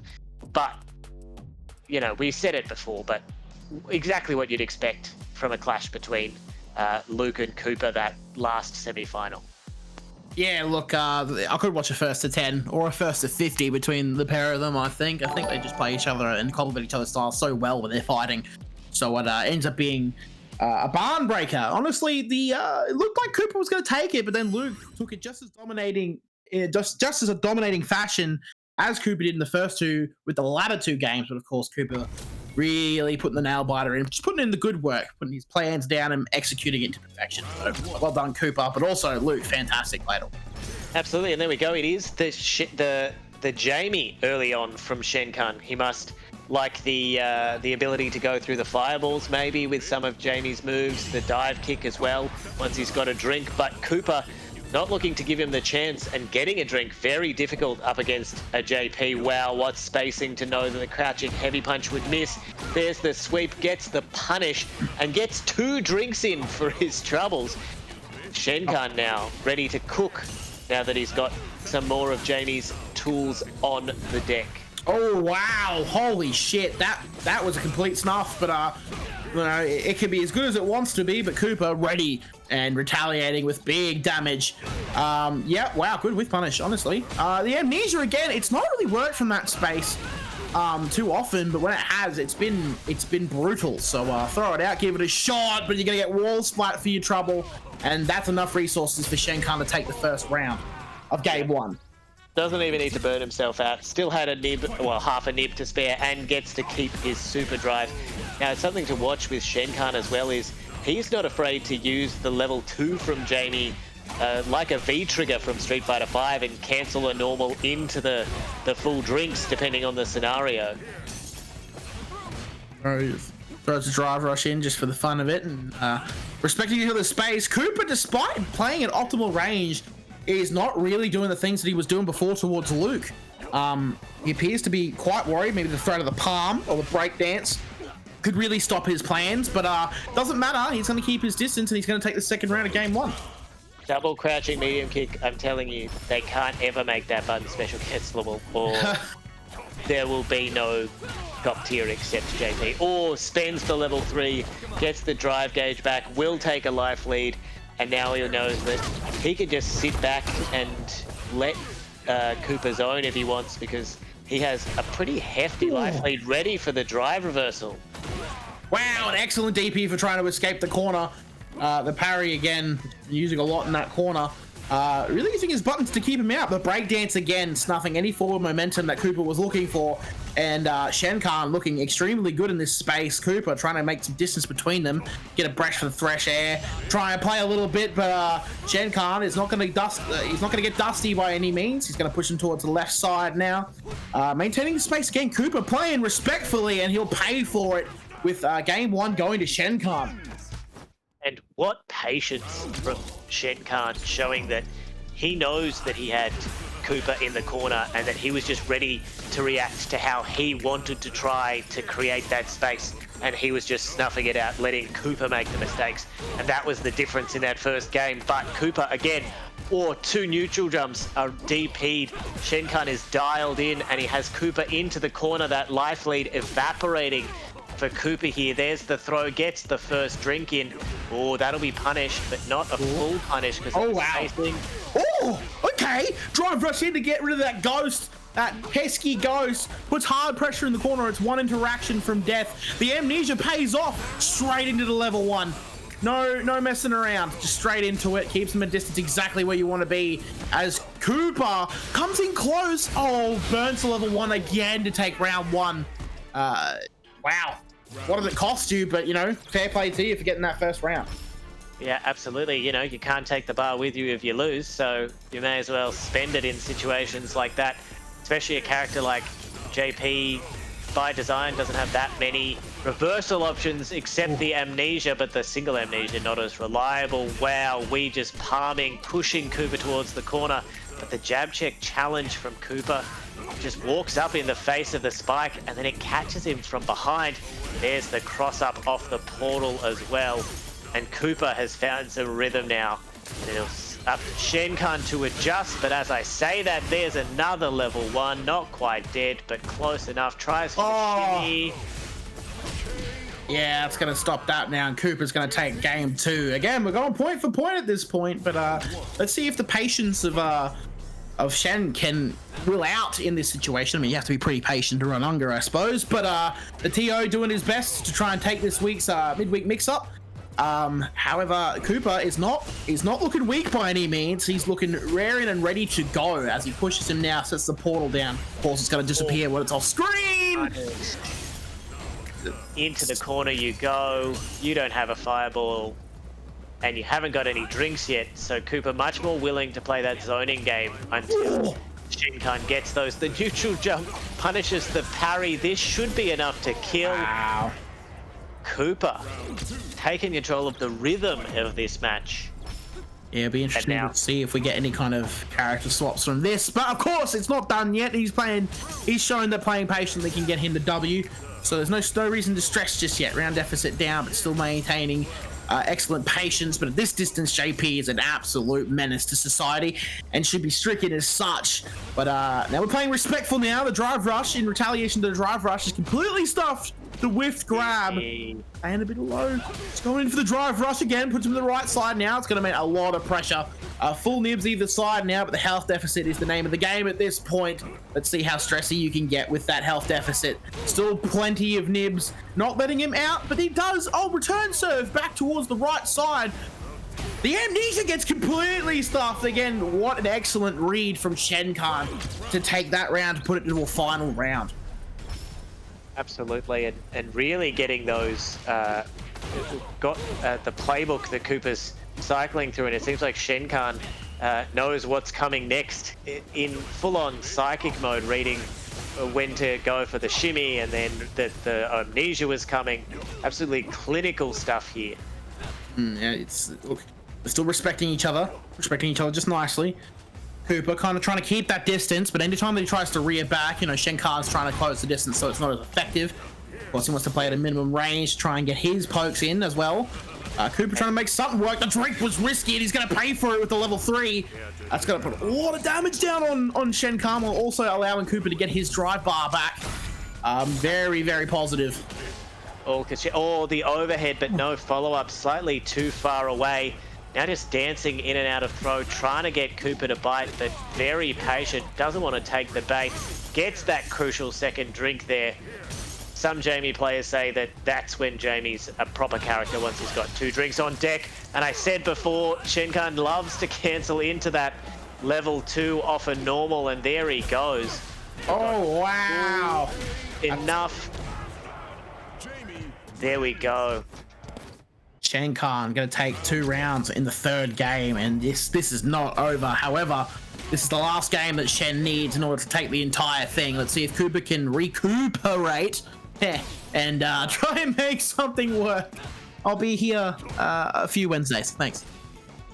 The voice in our little ears suggests that maybe you won't be. I went out on top and I want everyone to know about it. I'll vouch for you. And there we go, Shenkan keeping Cooper in the corner. We've seen that so many times. He's so patient. Wow, the big punish and the drive gauge attack. So smart there when he had him so close to burnout to go for the DI at the end of that combo. But Cooper, you know, JP, not too bad in burnout because he has those tools that he doesn't need meter for. But Shenkan just not letting him dash backwards. Doesn't matter. They both got their drive gauges full now, and Cooper straight spending it with the OD spike, sets up some portals. Is going to make Shenkan try and make the first mistake, but Shen has the life lead, so at some point Cooper will have to start some offense if he wants to turn this round around. We've only got 30 odd seconds left, which sounds crazy saying only 30 seconds in a Street Fighter 6 match, but you know, when they're playing as patiently as these two, time can evaporate. There's a big opening for Cooper. Gear change. Wow, okay. So Cooper's trying to get back further in now because Shen will simply run out the clock. And he can't afford that to happen. And with this exchange, it's definitely going to give Shenkan the first round. He needs to use some meter to use it though, but he has a second level of bar to come yet, so that'll come pretty easily in the next round. Absolutely, and yeah, you'll take 1 bar to take match point in this midweek mix-up 79. What a DP straight off the bat, off the drive rush cancel to make Cooper think twice about trying that again. Oof, tries to go in, but eats the spikes for his trouble. Now Cooper just looking. Here we go again. We're playing Street Fighter 5. It's V-Trigger time. Got to install your bollocks, mate, but it's mounting to not much at the minute. Of course, this round will seal the tournament for Shenkan. Shout out to the broken round counter, fix it Capcom. But in neutral space now, jumping forward. Oh yeah, the breakdance in the corner, that's going to be very strong. Grabs, discombobulating Cooper a little bit, gets another drink in. Can he get his 4th one before the round is over? It's the drive reversal. He really wants him to stay in that corner. Burns him out now, but they're both burnt out, so you need to keep that pressure. Yeah, that 4th drink is really going to help you out. Oh wow, stuffed out. Knew he wanted to dive kick out of the level 2, and now he's full screen in burnout. And JP can absolutely cook you in these scenarios. Perfect position for Cooper to try and level this up and send us to a final game. Wow, full force for Nib spend in that regard there. He's really wanting to seal us out. He is playing his game at the moment, the optimal full-on JP game. Could keep him at the whole other side of the screen. The portal was preempted, but not stopped completely. And yeah, he's going to look for that one. Will he spend the level 1? He will indeed, and he'll take round 2. Game 4. Ooh. What an absolute nail-biter. We've seen 2 rounds almost go the distance from these two. And a big opening from Cooper first up as he looks to try and level this at 2 games apiece and send us to a deciding game in this grand final. Oh, yeah. Stuffs the dash forward. Cooper is dialed in now. Wow, what a drive rush sweep. There's that crouching heavy punch. Oh, yeah. Oof. Big dive kick. That's why Shenkan wants those drinks early, because the dive kick so important for dealing with some of these zoning shenanigans. He's just keeping the pressure on. He's drinking right in front of him, but the ghost is going to land, and that's going to put some terrible pressure upon Shenkan. He still has a meter advantage at this point, which means he is not completely bollocks, but we will see what happens as Cooper's going to look to try and play his game now. He's trying to jump in to make the space, the command grab. No. Dash up command grab could go into the level 3 here and should be able to kill. This should be it for Shenkan. What a turnaround and what an opening there to seal it with the follow-up. Oh, I may have spoken too soon. Oh no, oh, there we go, the counter. And that's gonna be it. Shenkan is gonna take the grand final of this midweek mix-up, number 79. Here I was thinking it was Jamie's critical art damage instead of just his normal level 3 damage, but it wasn't to be. Anyway, ready for the drive reversal on Wake Up from Cooper. Possibly the first time we saw him represent it in that pressure. Congratulations to Shenkan. Absolutely spectacular play, showing, you know, exactly what Jamie can do. And Cooper as dominant and impressive as always to reach that grand final. Congratulations to all of our players. Thanks for coming along and making this possible. Obviously, everyone behind the scenes as well. Not to mention you, Random. Have you enjoyed yourself? I always have a stellar time coming in here and chatting some shit about some Street Fighter or watching some of the best players in our country play. So absolutely riveting, and also an absolute joy to commentate with you once again, Boombox. An absolute pleasure. Always a pleasure. And as Coop says in the chat, who could have been ready for that command grab? Yep. You said that Honda you forget that Honda has a command grab. You forget that 4-drink or 3-drink Jamie has a command grab. Yep. And they really had to scale. The OD command grab into level 3 damage was cracked in season 1. Yes. So that has been dialed down slightly, but it doesn't matter. Shenkan steals the victory. That completes midweek mix-up 79, and thanks for coming along, and we will see you all again soon. Peace out, lads. Be safe. Have a good one.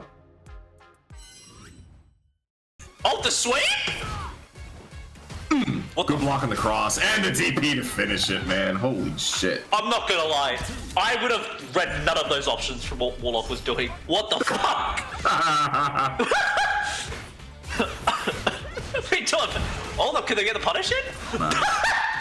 Bro, there's a method behind the madness, but I swear to God, sometimes I know, it's like he picked random select, a character select, and he kept that mentality while he was playing. You know what I mean? Like,